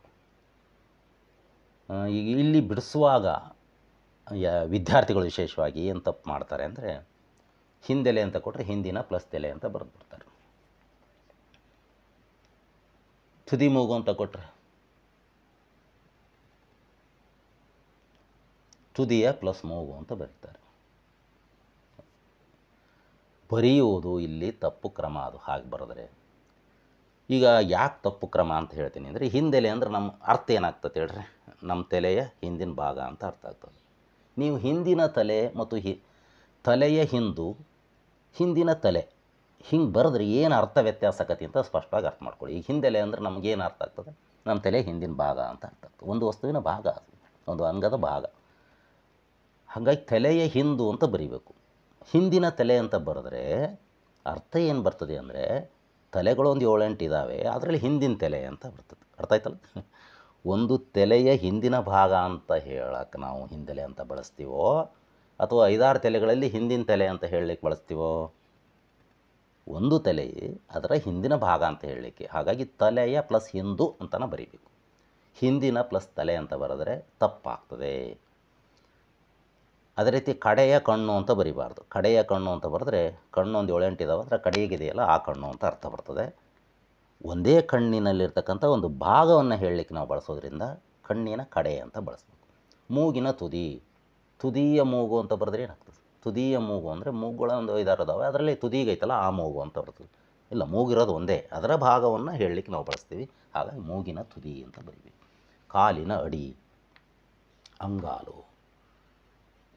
ಇಲ್ಲಿ ವಿಶೇಷವಾಗಿ ಗಮನಿಸಬೇಕಾಗಿದ್ದು, 1ನೇದು ವಸ್ತುವನ್ನು, 2ನೇ ಪದ ಉತ್ತರ ಪದ ಅದರ ಭಾಗವನ್ನು ಹೇಳ್ತದೆ. ಅರ್ಥವು ಇದುವರೆಗಿನ ಸಮಾಸಗಳ ಹಾಗೆ ಉತ್ತರ ಪದದ ಮೇಲೆ ಇರುವುದಿಲ್ಲ, ಪೂರ್ವ ಪದದ ಮೇಲೆ ಇದರ ಅರ್ಥ ಇರ್ತದೆ. ಹಿಂದೆಲೆ ಅನ್ಬೇಕಾದ್ರೆ ತಲೆ ಬಗ್ಗೆನೇ ಮಾತಾಡ್ತಿರ್ತೀವಿ, ಕಡೆಗಣ್ಣು ಅನ್ನಬೇಕಾದ್ರೆ ನಾವು ಕಣ್ಣಿನ ಬಗ್ಗೆನೇ ಮಾತಾಡ್ತಿರ್ತೀವಿ, ತುದಿ ಮೂಗು ಅನ್ಬೇಕಾದ್ರೆ ಮೂಗಿನ ಬಗ್ಗೆ ಮಾತಾಡ್ತಿರ್ತೀವಿ, ಅಂಗಾಲು ಅನ್ಬೇಕಾದ್ರೆ ಕಾಲಿನ ಬಗ್ಗೆನೇ ಮಾತಾಡ್ತಿದ್ವಿ. ಅಂದರೆ ಪೂರ್ವ ಪದ ಅರ್ಥ ಪ್ರಧಾನವಾಗಿರ್ತಕ್ಕಂಥ ಸಮಾಸ ಇದು. ಹಾಗಾದ್ರೆ ಅಂಶಿ ಸಮಾಸದಲ್ಲಿ ಮುಖ್ಯವಾಗಿ ನಾವು ತಿಳ್ಕೊಬೇಕಾದ 2 ಅಂಶಗಳು. ಇದು ಪೂರ್ವ ಪದ ಅರ್ಥ ಪ್ರಧಾನವಾಗಿರ್ತದೆ, ಒಂದು ವಸ್ತುವಿನ ಭಾಗವನ್ನು ಇದು ಸೂಚಿಸ್ತದೆ ಅಂತಕ್ಕಂಥದ್ದು. ಇನ್ನು ಮುಂದಿನ ಸಮಾಸ 6ನೇದು ಬಹುರ್ವಿ ಸಮಾಸ. ಏನು ಬಹುರ್ವಿ ಸಮಾಸ ಅಂದರೆ, 2 ಅಥವಾ ಅನೇಕ ನಾಮಪದಗಳು ಸೇರಿ ಸಮಾಸವಾಗುವಾಗ ಬೇರೊಂದು ಪದದ ಅರ್ಥ ಪ್ರಧಾನವಾಗಿ ಬರುವುದೇ ಬಹುರ್ವಿ ಸಮಾಸ. ಎರಡು ಅಥವಾ ಅನೇಕ ನಾಮಪದಗಳು ಸೇರಿ ಸಮಾಸ ಆಗುವಾಗ ಬೇರೊಂದು ಪದದ ಅರ್ಥ ಪ್ರಧಾನವಾಗಿ ಬರುವುದೇ ಬಹುರ್ವಿ ಸಮಾಸ. ಉದಾಹರಣೆ ನೋಡಿ, 3 + ಕಣ್ಣು ಉಳ್ಳವ ಮುಕ್ಕಣ್ಣ. ಚಕ್ರವನ್ನು ಪಾಣಿಯಲ್ಲಿ ಹಿಡಿದವ ಚಕ್ರಪಾಣಿ. ನೀ ಹೋಗಿದೆ ಅಲ್ಲಿ ಬರ್ಕೋಬೇಕು, ಚಕ್ರಪಾಣಿ ಅದು. ವೀಣೆಯನ್ನು ಪಾಣಿಯಲ್ಲಿ ಉಳ್ಳವಳು ವೀಣಾಪಾಣಿ. ಇಲ್ಲಿ ಸೂಕ್ಷ್ಮವಾಗಿ ನೋಡಿ, 3 ಕಣ್ಣು ಉಳ್ಳವ, ಚಕ್ರವನ್ನು ಪಾಣಿಯಲ್ಲಿ ಹಿಡಿದವ. ಚಕ್ರ ಪಾಣಿ ಎರಡು ನಾಮಪದಗಳೇ. ಹಿಡಿದವ ಅದು ಕೂಡ ಹೌದು. ವೀಣೆಯನ್ನು ಪಾಣಿಯಲ್ಲಿ ಉಳ್ಳವಳು, ನಾಮಪದಗಳು ಸೇರ್ಕೊಂಡಿದ್ದಾವೆ. ಈ ಬಹುರೀ ಸಮಾಸದ ವಿಶೇಷತೆ ಏನು ಅಂದರೆ ವಿವರಣೆ ಇರ್ತದೆ, ವಿವರಣೆ ಹೋಗುತ್ತೆ. ನಾನು ಸಮಾಸದ ಉದಾಹರಣೆ ಕೊಡ್ಬೇಕಾದ್ರೆ ಆರಂಭದಲ್ಲೇ ಈ ಸಮಾಸದ ಒಂದು ಉದಾಹರಣೆ ಕೊಟ್ಟಿದ್ದೆ. ಅಂದರೆ ವಿಭಕ್ತಿ ಕಳ್ಕೊಂಡು ಸಮಾಸ ಆಗ್ತವೆ, ವಿವರಣೆಯನ್ನು ಕಳ್ಕೊಂಡು ಸಮಾಸ ಆಗ್ತವೆ. ಅಂತ ವಿವರಣೆಯನ್ನು ಕಳ್ಕೊಂಡು ಸಮಾಸ ಆಗೋದಕ್ಕೆ ಉದಾಹರಣೆ ನಾನು ಇದನ್ನೇ ಕೊಟ್ಟಿದ್ದೆ, ಅದು ಬಹುರ್ವಿ ಸಮಾಸದ್ದು. ಈಗ ನೋಡಿ, ಮುಕ್ಕಣ್ಣ ಅಂತ ಹೇಳ್ತೀವಿ ನಾವು. ಮುಕ್ಕಣ್ಣ ಅಂದರೆ ನಮಗೆ ಬೇರೆಯೇ ಅರ್ಥ ಬರ್ತತಿ. ಈ ಬಿಡಿಸಿ ಬರ್ತೀವಲ್ಲ, 3 ಕಣ್ಣು ಉಳ್ಳವ ಅಂತ, ಇದರಲ್ಲಿ ಯಾವುದೂ ಅಲ್ಲದೇ ಮುಕ್ಕಣ್ಣ ಅಂತ ಬರೆದ ತಕ್ಷಣವೇ ಡೈರೆಕ್ಟ್ ನಮಗೆ ನಮ್ಮ ಮನಸ್ಸಿಗೆ ಹೊಳಿತಕ್ಕಂಥದ್ದು ಶಿವ ಅಂತಕ್ಕಂತಹ ಒಂದು ಹೆಸರು. ಚಕ್ರವನ್ನು ಪಾಣಿಯಲ್ಲಿ ಹಿಡಿದವ ಚಕ್ರಪಾಣಿ. ಚಕ್ರಪಾಣಿ ಅಂದರೆ ಕೃಷ್ಣ. ವೀಣೆಯನ್ನು ಪಾಣಿಯಲ್ಲಿ ಉಳ್ಳವಳು ವೀಣಾಪಾಣಿ ಅಂತ ತಕ್ಷಣ ಯಾರು ಬೇಕಾದ್ರು ವೀಣಾಪಾಣಿ ಅನ್ನೋದಿಲ್ಲ, ಯಾರಿಗೆ ಬೇಕಾದ್ರು. ನಾವು ವೀಣೆ ಹಿಡ್ಕೊಂಡು ಕೂತ್ಕೊಂಡದಕ್ಕೆ ನನಗೆ ವೀಣಾಪಾಣಿ ಅಂತ ಕರೆಯೋದಿಲ್ಲ. ನಾನು ಚಕ್ರ ಹಿಡ್ಕೊಂಡಟ್ಟಿಗೆ ನನಗೆ ಚಕ್ರಪಾಣಿ ಅಂತ ಕರೆಯೋದಿಲ್ಲ. ಅಂದರೆ ಅಲ್ಲಿ ಇರ್ತಕ್ಕಂಥ ಬಿಡಿಸಿ ಬರೆದಾಗ ಇರ್ತಕ್ಕಂಥ ಪದಗಳು ಬಿಟ್ಟು ಬೇರೆದೇ ಆಗಿರ್ತಕ್ಕಂಥ ಪದ ಬಂದರೆ, ಕೂಡಿಸಿ ಬರೆದಾಗ ಅರ್ಥ ಬಂದರೆ ಅದಕ್ಕೆ ಬಹುರ್ವಿ ಸಮಾಸ ಅಂತ ಕರೀತಾರೆ. ಮುಕ್ಕಣ್ಣ ಅಂದರೆ ಶಿವ. ಅದೇ ರೀತಿ ಹಣೆಗಣ್ಣ ಅಂತ, ಹಣೆಯಲ್ಲಿ ಕಣ್ಣು ಉಳ್ಳವನು ಹಣೆಗಣ್ಣ ಶಿವ. ಕೃಷ್ಣ. ವೀಣಾಪಾಣಿ ಅಂದರೆ ಯಾರು? ಸರಸ್ವತಿ. ಹೀಗೆ ಅನ್ಯ ಪದ ಅರ್ಥ ಪ್ರಧಾನ ಸಮಾಸ ಇದು. ಬೇರೊಂದು ಪದ ಅಂದರೆ ಅಲ್ಲಿ ಬಿಡಿಸಿ ಬರೆದಾಗ ಇರದೇ ಇರತಕ್ಕಂಥ ಪದಗಳು ಕೂಡಿಸಿ ಬರೆದಾಗ ಇನ್ನೊಂದು ಅರ್ಥ ಕೊಡೋದು ಬಂದರೆ, ಸಾಮಾನ್ಯವಾಗಿ ರಾಜರ ಈ ಬಿರುದುಗಳಿರ್ತಾವಲ್ಲ ಅವೆಲ್ಲವೂ ಕೂಡ ಈ ಬಹುರ್ವಿ ಸಮಾಸದಲ್ಲೇ ಬರ್ತವೆ. ಹೀಗೆ ಅನ್ಯ ಪದ ಅರ್ಥ ಪ್ರಧಾನ ಸಮಾಸ ಯಾವುದು? ಬಹುರ್ವಿ ಸಮಾಸ. 7ನೇದು ಕ್ರಿಯಾ ಸಮಾಸ. ಅರ್ಥ ಪೂರ್ವ ಪದವು ಪ್ರಾಯಶಃ ದ್ವಿತೀಯಾಂತ ನಾಮಪದವಾಗಿದ್ದು ಉತ್ತರ ಪದದಲ್ಲಿರುವ ಕ್ರಿಯಾಪದದೊಡನೆ ಸೇರಿ ಆಗುವ ಸಮಾಸವೇ ಕ್ರಿಯಾ ಸಮಾಸ. ನೀವು ಅರ್ಥವನ್ನು ಕಂಠಪಾಠ ಮಾಡೋ ಅವಶ್ಯಕತೆ ಇಲ್ಲ, ಅರ್ಥ ಮಾಡಿಕೊಂಡ್ರೆ ಸಾಕನ್ನು. ಕ್ರಿಯಾ ಸಮಾಸ ಅಂದರೆ ಕ್ರಿಯಾಪದ ಇರ್ತದೆ ಅಂತ ನೋಡಿ, ತೀರ ಸುಲಭ ನೋಡಿ. ಕಣ್ಣನ್ನು ಮುಚ್ಚು, ಕಣ್ಮುಚ್ಚು. ಮೈಯನ್ನು ತೊಳೆ, ಮೈದೊಳೆ. ಉಸಿರನ್ನು ಬಿಟ್ಟು, ಉಸಿರು ಬಿಟ್ಟು. ನೀರನ್ನು ಕೊಡಿ, ನೀರನ್ನು ಕೂಡಿ, ನೀರ್ಗೂಡಿ. ಅಂದರೆ ನೀರನ್ನು ಕೂಡು, ನೀರ್ಗೂಡು. ಉಸಿರನ್ನು ಬಿಡು, ಉಸಿರು ಬಿಡು. ಸೊ ಈ ರೀತಿ ಪದಗಳು. ಮೈಯನ್ನು ತೊಳೆ, ಮೈದೊಳೆ. ಕಣ್ಣನ್ನು ಮುಚ್ಚು, ಕಣ್ಮುಚ್ಚು. ಅಲ್ಲಿ ಕೆಲವು ಪದ ನೋಡಿ, ಉಸಿರನ್ನು ಬಿಟ್ಟು ಆಗಬಾರ್ದು, ಉಸಿರನ್ನು ಬಿಡು, ಉಸಿರು ಬಿಡು ಅಂತ ಆಗಬೇಕು. ನೀರನ್ನು ಕೂಡು, ನೀರ್ಗೂಡು ಅಂತ. ಈ ರೀತಿ ಪೂರ್ವ ಪದದಲ್ಲಿ ಪ್ರಾಯಶಃ ಅಂದರೆ ದ್ವಿತೀಯಾಂತ ಅಂದರೆ ಅನ್ನು ಅಂತಕ್ಕಂಥ, ಕಣ್ಣನ್ನು, ಮೈಯನ್ನು, ಉಸಿರನ್ನು, ನೀರನ್ನು ಈ ರೀತಿ ಬರ್ತದೆ. ಯಾಕಂದರೆ ಕೆಲವು ಸಂದರ್ಭದಲ್ಲಿ ಬೇರೆ ವಿಭಕ್ತಿ ಬರ್ತದೆ ಅಂಥೇಳಿ ಪ್ರಾಯಶಃ ಅಂತ ಶಬ್ದ ಬಳಸಿದೆ ಅಷ್ಟೇ. ಬಹುತೇಕವಾಗಿ ಹೀಗೆ ಇರ್ತದೆ. ಮುಚ್ಚು, ತೊಳೆ, ಬಿಡು, ಕೂಡು ಇವೆಲ್ಲವೂ ಕೂಡ ಕ್ರಿಯಾಪದಗಳು. ಕೂಡಿಸಿ ಬರೆದಾಗ ಅದು ಕ್ರಿಯಾಪದದೊಡನೆ ಸೇರಿ ಆಗ್ತಕ್ಕಂಥ ಸಮಾಸ. ಹಾಗಾಗಿ ಇವಕ್ಕೆ ಎಲ್ಲದಕ್ಕೂ ಕೂಡ ಏನಂತಾರೆ ಅಂದರೆ ಕ್ರಿಯಾ ಸಮಾಸ. ಕ್ರಿಯಾ ಸಮಾಸ ಅಂದರೆ ತಿಳ್ಕೊಬೇಕಾಗಿದ್ದೇನು ಅಂದರೆ ಅದರಲ್ಲಿ ಉತ್ತರ ಪದದಲ್ಲಿ ಕ್ರಿಯಾಪದ ಇರ್ತದೆ, ಎಷ್ಟು ತಿಳ್ಕೊಂಡ್ರೆ ಸಾಕಾಗ್ತದೆ. 8ನೇದು ಮತ್ತು ಕೊನೆಯ ಸಮಾಸ ಗಮಕ ಸಮಾಸ ಅಂತ. ಸೊ ಗಮಕ ಸಮಾಸದ ಅರ್ಥ ನೋಡಿ, ಪೂರ್ವ ಪದವು ಕೃದಂತ ಅಥವಾ ಸರ್ವನಾಮವಾಗಿದ್ದು ಉತ್ತರದಲ್ಲಿರುವ ನಾಮಪದದೊಡನೆ ಸೇರಿ ಆಗುವ ಸಮಾಸವೇ ಗಮಕ ಸಮಾಸ.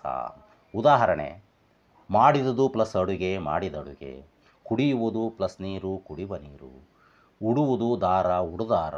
ಅವನು ಹುಡುಗ, ಆ ಹುಡುಗ.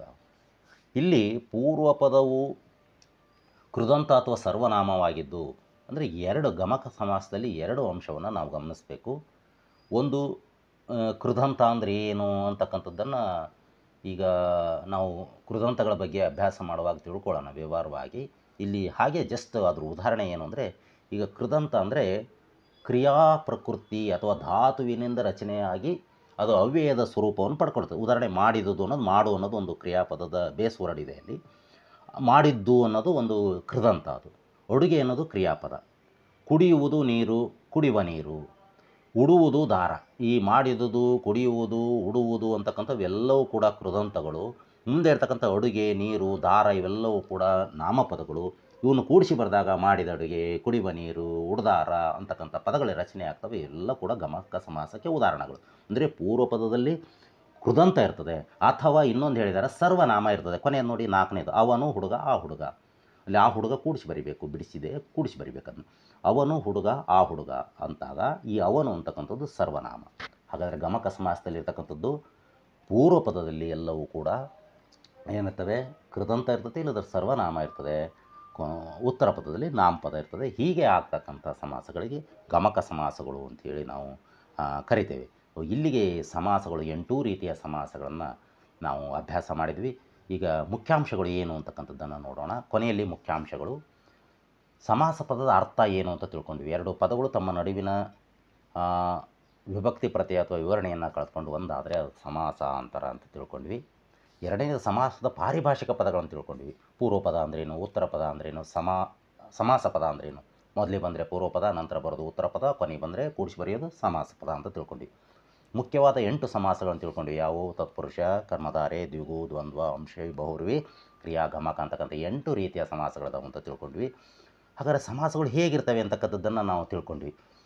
ಅವುಗಳನ್ನು ಸಂಕ್ಷಿಪ್ತವಾಗಿ ನೋಡಿ ನಾನಿಲ್ಲಿ ಹೇಳಿದ್ದೀನಿ. ತತ್ಪುರುಷ ಸಮಾಸ ನಾಮಪದ ಇರ್ತದೆ, ಉತ್ತರ ಪದಾರ್ಥ ಪ್ರಧಾನ ಇರ್ತದೆ. ಕರ್ಮಧಾರೆಯ ಸಮಾಸದಲ್ಲಿ ಗುಣವಾಚಕ ನಾಮಪದ ಇರ್ತದೆ, ಉತ್ತರ ಪದಾರ್ಥ ಪ್ರಧಾನವಾಗಿರ್ತದೆ. ನಂತರ ದ್ವಿಗು ಸಮಾಸದಲ್ಲಿ ಸಂಖ್ಯಾವಾಚಕ ಆರಂಭದಲ್ಲಿರ್ತದೆ, ನಾಮಪದ ಸೇರಿ ಸಮಾಸ ಆಗ್ತದೆ. ದ್ವಂದ್ವ ಸಮಾಸದಲ್ಲಿ ಅನೇಕ ನಾಮಪದಗಳಿರ್ತವೆ, ಎಲ್ಲ ಪದಗಳು ಕೂಡ ಅರ್ಥ ಪ್ರಧಾನವಾಗಿರ್ತವೆ.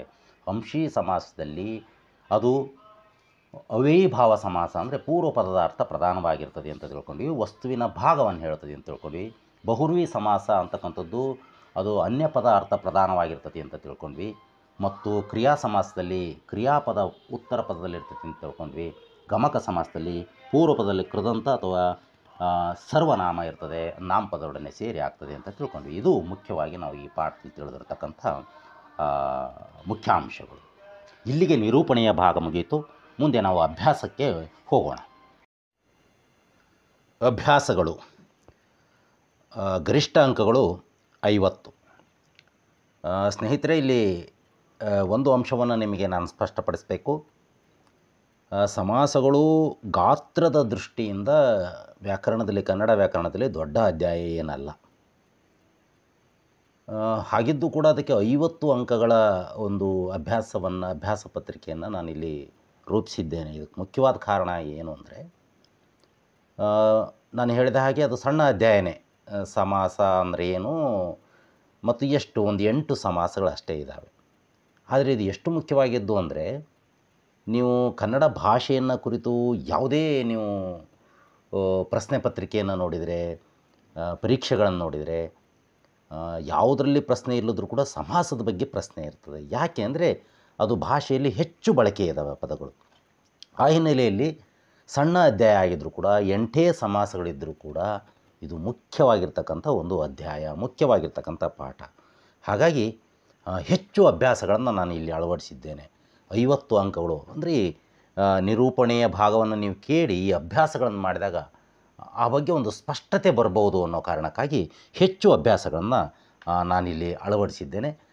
ಬನ್ನಿ, ಈ ಅಭ್ಯಾಸಗಳು ಬೇರೆ ಬೇರೆ ರೀತಿ ಹೇಗಿದ್ದಾವೆ ಅಂತಕ್ಕಂಥದ್ದನ್ನು ನೋಡೋಣ. ಮೊದಲನೇದು ಬಹು ಆಯ್ಕೆಯ ಪ್ರಶ್ನೆಗಳು. ಇವು 10 ಪ್ರಶ್ನೆಗಳಿದ್ದಾವೆ, ಒಂದೊಂದು ಅಂಕದ ಪ್ರಶ್ನೆಗಳು. ಬನ್ನಿ, ಕೊಟ್ಟಿರುವ ಆಯ್ಕೆಗಳಲ್ಲಿ ಸರಿಯಾದದ್ದನ್ನು ಆಯ್ದು ಬಿಟ್ಟ ಸ್ಥಳ ತುಂಬಿರಿ. 10 ಪ್ರಶ್ನೆಗಳು, ಪ್ರತಿಯೊಂದಕ್ಕೂ ಒಂದೊಂದು ಅಂಕಗಳು. ನೋಡಿ, 4 ಆಯ್ಕೆಗಳಿದ್ದಾವೆ. ಅದರಲ್ಲಿ ಒಂದು ಸರಿ ಇರ್ತದೆ. ಯಾವುದು ಅತಿ ಸರಿ ಇರ್ತಕ್ಕಂಥದ್ದು ನೀವು ಬರೀಬೇಕು. ಮೊದಲನೇದು, ಸಮಾಸ ಪ್ರಕ್ರಿಯೆಯಲ್ಲಿ ಸಾಮಾನ್ಯವಾಗಿ ಪದಗಳು ಒಂದಾಗುವಾಗ ತಮ್ಮ ನಡುವಿನ ಡ್ಯಾಶ್ ಕಳೆದುಕೊಳ್ಳುತ್ತವೆ. ಸಮಾಸ ಪ್ರಕ್ರಿಯೆಯಲ್ಲಿ ಸಾಮಾನ್ಯವಾಗಿ ಪದಗಳು ಒಂದಾಗುವಾಗ ತಮ್ಮ ನಡುವಿನ ಡ್ಯಾಶ್ ಕಳೆದುಕೊಳ್ಳುತ್ತವೆ. ಅ ವಿಭಕ್ತಿ ಪ್ರತ್ಯಯ, ಆ ವಿವರಣೆ, ಈ ಎರಡೂ ಹೌದು, ಈ ಎರಡೂ ಅಲ್ಲ. ಇದರಲ್ಲಿ ಯಾವುದು ಸರಿ ಉತ್ತರ ಅಂತ ಬರೀಬೇಕು. ಎರಡನೇ ಪ್ರಶ್ನೆ ನೋಡಿ, ಸಮಾಸ ಪದಗಳನ್ನು ಬಿಡಿಸಿ ಬರೆಯುವುದಕ್ಕೆ ಡ್ಯಾಶ್ ಎನ್ನುವರು. ಅದಕ್ಕೊಂದು ಹೆಸರಿದೆ, ಸಮಾಸ ಪದಗಳನ್ನು ಬಿಡಿಸಿ ಬರೆಯುವುದಕ್ಕೆ. ಬಿಡಿಸಿ ಬರೆಯುವುದು ಆ ವಿಗ್ರಹ ವಾಕ್ಯ ಮಾಡುವುದು, ದೂ ಇಲ್ಲ ಅಲ್ಲಿ, ಅಂದು ಸೇರಿಸ್ಕೊಳ್ಳಿ, ಬಿಟ್ಟು ಹೋಗಿದೆ. ವಿಗ್ರಹ ವಾಕ್ಯ ಮಾಡುವುದು. ಈ ಕೂಡಿಸಿ ಬರೆಯುವುದು. ಈ ಮೇಲಿನ ಮೂರೂ ಅಲ್ಲ. ಇದರಲ್ಲಿ ಯಾವುದು ಅಂತಕ್ಕಂಥದ್ದು ಉತ್ತರ ನೀವು ಬರೀಬೇಕು. ಮೂರನೇ ಪ್ರಶ್ನೆ ನೋಡಿ. ಉತ್ತರ ಪದ ಎಂದರೆ ಡ್ಯಾಶ್. ಉತ್ತರ ಪದ ಎಂದರೆ ಡ್ಯಾಶ್. ಓ ಆರಂಭದ ಪದ. ಆ ಕೂಡಿಸಿ ಬರೆದ ಪದ. ಈ ಉತ್ತರಕ್ಕೆ ಇರುವ ಪದ. ಈ ಮೇಲಿನ ಮೂರೂ ಅಲ್ಲ. ಇವುಗಳಲ್ಲಿ ಯಾವ ಸರಿ ಉತ್ತರ ನೋಡಿ ಆರಿಸಿ ಬರೆಯಿರಿ. ನಾಲ್ಕನೇ ಪ್ರಶ್ನೆ. ಪೂರ್ವ ಪದದಲ್ಲಿ ಸಂಖ್ಯಾವಾಚಕ ಇರುವ ಸಮಾಸ ಡ್ಯಾಶ್. ಪೂರ್ವ ಪದದಲ್ಲಿ ಸಂಖ್ಯಾವಾಚಕ ಇರುವ ಸಮಾಸ ಡ್ಯಾಶ್. ಓ ಕರ್ಮಧಾರೇಯ ಸಮಾಸ. ಆ ದ್ವಂದ್ವ ಸಮಾಸ. ಈ ದ್ವಿಗು ಸಮಾಸ. ಈ ಅಂಶೀ ಸಮಾಸ. ಇದರಲ್ಲಿ ಯಾವುದು ಸರಿ ಉತ್ತರ ಅಂತಕ್ಕಂಥದ್ದನ್ನು ನೀವು ಬರೀಬೇಕು. ಐದನೇ ಪ್ರಶ್ನೆ ನೋಡಿ. ಅನೇಕ ನಾಮಪದಗಳಿದ್ದು ಅವೆಲ್ಲವೂ ಸಮನಾಗಿ ಪ್ರಧಾನವಾಗಿರುವ ಸಮಾಸ. ಅನೇಕ ನಾಮಪದಗಳಿದ್ದು ಅವೆಲ್ಲವೂ ಸಮಾನವಾಗಿ ಪ್ರಧಾನವಾಗಿರುವ ಸಮಾಸ. ತತ್ಪುರುಷ ಸಮಾಸ, ಗಮಕ ಸಮಾಸ, ದ್ವಂದ್ವ ಸಮಾಸ, ಬಹುರ್ವಿ ಸಮಾಸ. ಇವುಗಳಲ್ಲಿ ಯಾವುದು ಸರಿ ಉತ್ತರ ಅಂತೇಳಿ ನೀವು ಬರೀಬೇಕು. 6. ಕರ್ಮಧಾರೇಯ ಸಮಾಸದಲ್ಲಿ ಪೂರ್ವಪದವು ಸಾಮಾನ್ಯವಾಗಿ ಡ್ಯಾಶ್ ಆಗಿರುತ್ತದೆ. ಪ್ರಶ್ನೆ ಇನ್ನೊಮ್ಮೆ. ಕರ್ಮಧಾರೇಯ ಸಮಾಸದಲ್ಲಿ ಪೂರ್ವ ಪದವು ಸಾಮಾನ್ಯವಾಗಿ ಡ್ಯಾಶ್ ಆಗಿರುತ್ತದೆ. ಕೃದಂತ, ಸರ್ವನಾಮ, ಕ್ರಿಯಾಪದ, ಗುಣವಾಚಕ. ಇವುಗಳಲ್ಲಿ ಯಾವ ಸರಿ ಉತ್ತರ ಅಂತ ನೀವು ಬರೀಬೇಕು. 7ನೇದು. ಹೊಟ್ಟೆ ಹಸಿವು ಈ ಪದವು ಡ್ಯಾಶ್ ಸಮಾಸಕ್ಕೆ ಉದಾಹರಣೆಯಾಗಿದೆ. ಹೊಟ್ಟೆ ಹಸಿವು ಈ ಪದವು ಡ್ಯಾಶ್ ಸಮಾಸಕ್ಕೆ ಉದಾಹರಣೆಯಾಗಿದೆ. ತತ್ಪುರುಷ ಸಮಾಸ, ದ್ವಿಗು ಸಮಾಸ, ಕರ್ಮಧಾರೇಯ ಸಮಾಸ, ಕ್ರಿಯಾ ಸಮಾಸ. ಇವುಗಳಲ್ಲಿ ಯಾವ ಸರಿ ಉತ್ತರ ಅಂತ ನೀವು ಬರೀಬೇಕು. 8ನೇ ಪ್ರಶ್ನೆ. ಪೂರ್ವ ಪದದಲ್ಲಿ ಸರ್ವನಾಮ ಅಥವಾ ಕೃದಂತವಿರುವ ಸಮಾಸ. ಪೂರ್ವ ಪದದಲ್ಲಿ ಸರ್ವನಾಮ ಅಥವಾ ಕೃದಂತವಿರುವ ಸಮಾಸ. ಕರ್ಮಧಾರೇಯ ಸಮಾಸ, ಗಮಕ ಸಮಾಸ, ದ್ವಂದ್ವ ಸಮಾಸ, ದ್ವಿಗು ಸಮಾಸ. ಇದರಲ್ಲಿ ಯಾವ ಸರಿ ಅಂತೇಳಿ ನೀವು ಬರೀಬೇಕು. 9ನೇಯದು. ಅಂಗಾಲು ಈ ಪದವು ಡ್ಯಾಶ್ ಸಮಾಸಕ್ಕೆ ಉದಾಹರಣೆಯಾಗಿದೆ. ಪ್ರಶ್ನೆ ಇನ್ನೊಮ್ಮೆ. ಅಂಗಾಲು ಈ ಪದವು ಡ್ಯಾಶ್ ಸಮಾಸಕ್ಕೆ ಉದಾಹರಣೆಯಾಗಿದೆ. ಬಹುರ್ವಿ ಸಮಾಸ, ದ್ವಿಗು ಸಮಾಸ, ಅಂಶೀ ಸಮಾಸ, ಮೇಲಿನ ಮೂರೂ ಅಲ್ಲ. ಇದರಲ್ಲಿ ಯಾವ ಸರಿ ಬರೀಬೇಕು. ಬಹು ಆಯ್ಕೆಯಲ್ಲಿ ಕೊನೆಯ ಪ್ರಶ್ನೆ ಅಂದರೆ 10ನೆಯ ಪ್ರಶ್ನೆ ಹೀಗಿದೆ. ದೇವನಾಂಪ್ರಿಯ, ಉಪಮಾಲೋಲ ಮುಂತಾದ ಬಿರುದುಗಳು ಡ್ಯಾಶ್ ಸಮಾಸಕ್ಕೆ ಉದಾಹರಣೆಯಾಗಿವೆ. ಇನ್ನೊಂದು ಸಾರಿ ಪ್ರಶ್ನೆ. ದೇವನಾಂಪ್ರಿಯ, ಉಪಮಾಲೋಲ ಮುಂತಾದ ಬಿರುದುಗಳು ಡ್ಯಾಶ್ ಸಮಾಸಕ್ಕೆ ಉದಾಹರಣೆಯಾಗಿವೆ. ಬಹುರ್ವಿ ಸಮಾಸ, ತತ್ಪುರುಷ ಸಮಾಸ, ದ್ವಿಗು ಸಮಾಸ, ದ್ವಂದ್ವ ಸಮಾಸ. ಯಾವುದು ಉತ್ತರ ಅಂತ ನೀವು ಬರೀಬೇಕು. ಈ 10 ಪ್ರಶ್ನೆಗಳಿಗೆ ಮೊದಲೇ ನಾನು ಹೇಳಿದ್ದೇನೆ ಒಂದೊಂದು ಅಂಕಗಳು ಇರುತ್ತದೆ. ಅವುಗಳನ್ನ ಉತ್ತರದ ವಿಭಾಗಕ್ಕೆ ಹೋದಾಗ ನೀವು ಸರಿಯಾಗಿ ಪರಿಶೀಲನೆ ಮಾಡ್ಕೊಳ್ಬೇಕಾಗುತ್ತೆ. ಇನ್ನೊಂದು ಸೂಚನೆ ಏನು ಅಂದರೆ ಇಲ್ಲಿ ಆಯ್ಕೆಗಳನ್ನು ಕೊಡುವಾಗ ಕ್ರಮ ಸಂಖ್ಯೆ ಆ ಇವುಗಳ ವ್ಯತ್ಯಾಸ ಆಗಿದೆ. ಅವುಗಳನ್ನ ನೀವು ಸರಿಪಡಿಸ್ಕೋಬೇಕು. ಉತ್ತರ ಸರಿಯನ್ನು ಯಾವ ಸರಿ ಉತ್ತರ ಅಂತ ನೀವು ಬರೆದ್ರೆ ಸಾಕು. ಇನ್ನು 2ನೇ ರೀತಿಯ ಪ್ರಶ್ನೆಗಳು ಹೊಂದಿಸಿ ಬರೆಯುವುದು. ಹೊಂದಿಸಿ ಬರೆಯುವ ಪ್ರಶ್ನೆಗಳು 6 ಇದ್ದಾವೆ. ಅವಕ್ಕೆ ಒಂದೊಂದು ಅಂಕಗಳು. ಬನ್ನಿ ಅವು ಹೇಗಿದೆ ನೋಡೋಣ. ನೋಡಿ, ಹೊಂದಿಸಿ ಬರೆಯಿರಿ. ಉದಾಹರಣೆ. ಕೊಡುತ್ತಿರುವ ಸಮಾಸ ಸರಿಯಾದ ಸಮಾಸ. ಅಂದರೆ ಕೊಡುತ್ತಿರೋದು ಅಂದರೆ ಅದಕ್ಕೆ ತಪ್ಪು ಉತ್ತರಗಳು ಸಾಮಾನ್ಯವಾಗಿರ್ತವೆ, ಅದನ್ನು ಸರಿ ಮಾಡಿ ಬರೀಬೇಕು. ಶಂಖನಾದ ದ್ವಿಗು ಸಮಾಸ. ಮೂಲೋಕ ದ್ವಂದ್ವ ಸಮಾಸ. ತಲೆದೂಗು ಅಂಶೀ ಸಮಾಸ. ತುದಿಮೂಗು ಕರ್ಮಧಾರೇಯ ಸಮಾಸ. ಕೆಂಪಕ್ಕಿ ತತ್ಪುರುಷ ಸಮಾಸ. ಅಕ್ಕ ತಂಗಿಯರು ಕ್ರಿಯಾ ಸಮಾಸ. ಇಲ್ಲಿ ಈ ಕೊಡುತ್ತಿರುವ ಸಮಾಸಗಳಿದ್ದಾವಲ್ಲ, ಇವು ಸರಿ ಇರ್ಬೋದು, ತಪ್ಪಿರ್ಬೋದು. ನೀವು ಶಂಖನಾದ ಅನ್ನೋದಕ್ಕೆ ಅಲ್ಲಿ ದ್ವಿಗು ಸಮಾಸ ಕೊಟ್ಟಿದ್ದಾರೆ. ಯಾವ ಸಮಾಸ ಅಂತಕ್ಕಂಥದ್ದು ನೀವು ಮುಂದಿನ ಜಾಗದಲ್ಲಿ ಬರೀಬೇಕು. ಅದೇ ರೀತಿ ಮೂಲೋಕಕ್ಕೆ ದ್ವಂದ್ವ ಸಮಾಸ ಇದೆಯಾ, ಸರಿ ಇದ್ದರೆ ಅದನ್ನ ಬರೆಯೋದು, ಇಲ್ಲ ಅಂದರೆ ಬೇರೆದು ಯಾವ್ದು ಹೊಂದುತ್ತೆ ಅದನ್ನು ಸರಿಯಾಗಿ ಬರೀಬೇಕು. ಇದೇ ರೀತಿ ಇವನ್ನೆಲ್ಲವನ್ನು ಬರೀಬೇಕು. ಇವು ಒಟ್ಟು 6 ಪ್ರಶ್ನೆಗಳಿದ್ದಾವೆ. 6ನ್ನು ಸರಿ ಬರೆದರೆ 6 ಅಂಕಗಳು ನಿಮಗೆ ಸಿಗ್ತದೆ. ಬನ್ನಿ ಮುಂದಿನ ಪ್ರಶ್ನೆ ಹೇಗಿದೆ ಅಂತ ನೋಡೋಣ. ನೋಡಿ, ಸಮಾಸದ ಪದವನ್ನು ಗುರುತಿಸಿ ಹೆಸರಿಸುವುದು. 7 ಪ್ರಶ್ನೆಗಳು ಇಲ್ಲಿ ಬರ್ತವೆ. 7 ಪ್ರಶ್ನೆಗೆ ಒಂದೊಂದಕ್ಕೆ 2 ಅಂಕ. ಅಂದರೆ ಸಮಾಸವನ್ನು ಗುರುತಿಸೋದು ಮತ್ತು ಅದು ಯಾವ ಸಮಾಸ ಅಂತ ಹೇಳೋದು. ಅದಕ್ಕೊಂದು ಅಂಕ, ಇದಕ್ಕೊಂದು ಅಂಕ. ಈ ರೀತಿ 7 ಪ್ರಶ್ನೆಗೆ 2 ಅಂಕ ಇರ್ತದೆ. ಇಲ್ಲಿ ವಿಶೇಷವಾಗಿರ್ತಕ್ಕಂಥದ್ದನ್ನು ಒಂದು ಅಂಶವನ್ನು ಗಮನಿಸಿ. ಕೊಟ್ಟಿರುವ ಭಾವಗೀತೆಯಲ್ಲಿ ಬಳಕೆಯಾಗಿರುವ 8 ಸಮಾಸಗಳ 2 ಪದಗಳನ್ನು ಆರಿಸಿ ಬರೆಯಿರಿ. ನೋಡಿ, ಇಲ್ಲಿ ಕೊಟ್ಟಿರುವ ಭಾವಗೀತೆಯಲ್ಲಿ ಬಳಕೆಯಾಗಿರುವ 8 ಸಮಾಸಗಳ 2 ಪದಗಳನ್ನು ಬರೆಯಿರಿ. ಸೊ ನಾನು ಮೊದಲು ಹೇಳುವಾಗ ಸ್ವಲ್ಪ ವ್ಯತ್ಯಾಸ ಆಯಿತು. ಅಂದರೆ ಸಮಾಸ ಹೇಳಬೇಕು ಮತ್ತು ಅದ್ರ ಹೆಸರು ಯಾವ ಸಮಾಸ ಅಂತ ಹೇಳಬೇಕು ಅಂತ ಹಾಗಲ್ಲ. ಸಮಾಸದ ಹೆಸರು ಅವ್ರು ಕೊಟ್ಟಿದ್ದಾರೆ. ಈ ಸಮಾಸ ಹೆಸರನ್ನು ಕೊಟ್ಟಿದ್ದರಲ್ಲಿ ಅದಕ್ಕೆ ಉದಾಹರಣೆಗಳು ಯಾವಿದ್ದಾವೆ ಈ ಹಾಡಿನಲ್ಲಿ ಅಂತಕ್ಕಂಥದ್ದನ್ನು ಇಲ್ಲಿ ಬರೀಬೇಕು. ಇದು ಒಂದು ಭಾವಗೀತೆ. ಈ ಭಾವಗೀತೆಯನ್ನು ನೋಡಿ ಅಲ್ಲಿ ಯಾವ್ಯಾವ ಸಮಾಸಗಳಿದ್ದಾವೆ ಅಂಥೇಳಿ ನೀವು ಬರಿಬೇಕು. ಭಾವಗೀತೆ ನೋಡೋಣ ಬನ್ನಿ, ಏನಿದೆ ನೋಡಿ. ಹೃದಯ ರಾಣಿಯ ನೀನು ಬೆಟ್ಟದಾವರೆ ಮುಡಿದು ಕಂಗಳಿಗೆ ನೀಡುವ ರಮ್ಯ ನೋಟ. ಹೃದಯ ರಾಣಿಯ ನೀನು ಬೆಟ್ಟದಾವರೆ ಮುಡಿದು ಕಂಗಳಿಗೆ ನೀಡುವ ರಮ್ಯ ನೋಟ. ಕೋಲ್ಜೇನು ಸವಿದಂತೆ ನಿನ್ನ ಇಂಚರಗಾನ. ಕೋಲ್ಜೇನು ಸವಿದಂತೆ ನಿನ್ನ ಇಂಚರಗಾನ. ಕೆಂದುಟಿಯ ಸವಿಮಾತು ಹಬ್ಬದೂಟ. ಕೆಂದುಟಿಯ ಸವಿಮಾತು ಹಬ್ಬದೂಟ. ಇಮ್ಮಡಿ ಮುಮ್ಮಡಿ ನೂರ್ಮಡಿಗೊಳ್ಳುತ್ತಿದೆ ಪಂಚೇಂದ್ರಿಯಗಳಲ್ಲಿ ನಿನ್ನ ಒಲವು. ಇಮ್ಮಡಿ ಮುಮ್ಮಡಿ ನೂರ್ಮಡಿಗೊಳ್ಳುತ್ತಿದೆ ಪಂಚೇಂದ್ರಿಯಗಳಲ್ಲಿ ನಿನ್ನ ಒಲವು. ಕೆರೆಕಟ್ಟೆ ಬಾವಿಗಳ ತುಂಬಿ ತುಳುಕಿಸುಬಾರೆ ನಿನ್ನ ಪ್ರೇಮದ ಸುದೆಯ ಮಳೆಯ ಕರೆದು. ನಿನ್ನ ಪ್ರೇಮದ ಸುದೆಯ ಮಳೆಯ ಕರೆದು. ಕುಡಿಹುಬ್ಬ ಮಾಟಕ್ಕೆ ಕಡೆಗಣ್ಣ ನೋಟಕ್ಕೆ ಎಷ್ಟೊಂದು ಬೆಲೆ ಕೊಡುವೆ ಗೊತ್ತೇ ನಿನಗೆ. ಕುಡಿಹುಬ್ಬ ಮಾಟಕ್ಕೆ ಕಡೆಗಣ್ಣ ನೋಟಕ್ಕೆ ಎಷ್ಟೊಂದು ಬೆಲೆ ಕೊಡುವೆ ಗೊತ್ತೇ ನಿನಗೆ. ಬಾರೆ ಮನ್ಮಥ ರಾಣಿ ಬಾರೆ ವೀಣಾ ಪಾಣಿ ನನ್ನೆದೆಯ ತಂತಿಯನ್ನು ಮೀಟು ಬಾರೆ. ನನ್ನೆದೆಯ ತಂತಿಯನ್ನು ಮೀಟು ಬಾರೆ. ಕತ್ತೆತ್ತಿ ಮುಖ ನೋಡು ಮುತ್ತಿಟ್ಟು ಮುದ ನೀಡು ಕಂಗೆಟ್ಟು ಹೋಗುತ್ತಿದೆ ನನ್ನ ಬದುಕು. ಕತ್ತೆತ್ತಿ ಮುಖ ನೋಡು ಮುತ್ತಿಟ್ಟು ಮುದ ನೀಡು ಕಂಗೆಟ್ಟು ಹೋಗುತ್ತಿದೆ ನನ್ನ ಬದುಕು. ಅರಳು ಮಲ್ಲಿಗೆ ಹೂವೆ ಮರಳಿ ಹತ್ತಿರ ತಾರೆ. ಅರಳು ಮಲ್ಲಿಗೆ ಹೂವೆ ಮರಳಿ ಹತ್ತಿರ ತಾರೆ. ಕಳೆದ ಬದುಕಿನ ಆ ರಸಗಳಿಗೆಯ. ಕಳೆದ ಬದುಕಿನ ಆ ರಸಗಳಿಗೆಯ.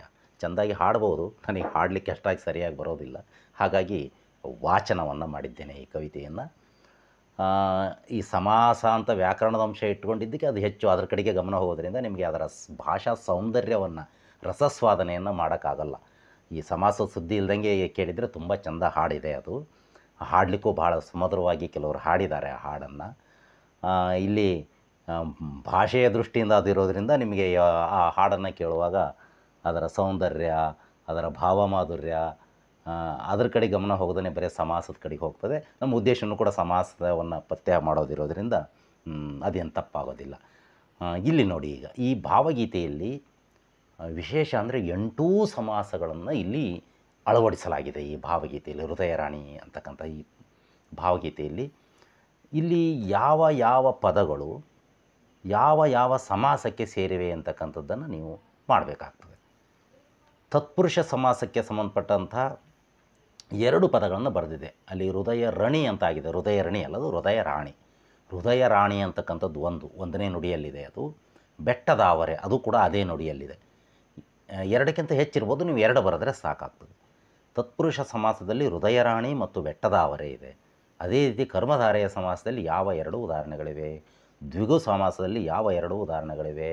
ದ್ವಂದ್ವ ಸಮಾಸಕ್ಕೆ 2 ಉದಾಹರಣೆಯನ್ನು ಬರೀರಿ. ಅಂಶಿ ಸಮಾಸಕ್ಕೆ 2 ಉದಾಹರಣೆಯನ್ನು ಬರೀರಿ.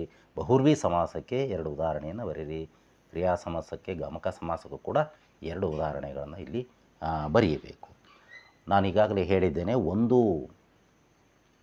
ಸಮಾಸಕ್ಕೆ 2ಕ್ಕಿಂತ ಹೆಚ್ಚು ಉದಾಹರಣೆಗಳು ಇರಬಹುದು.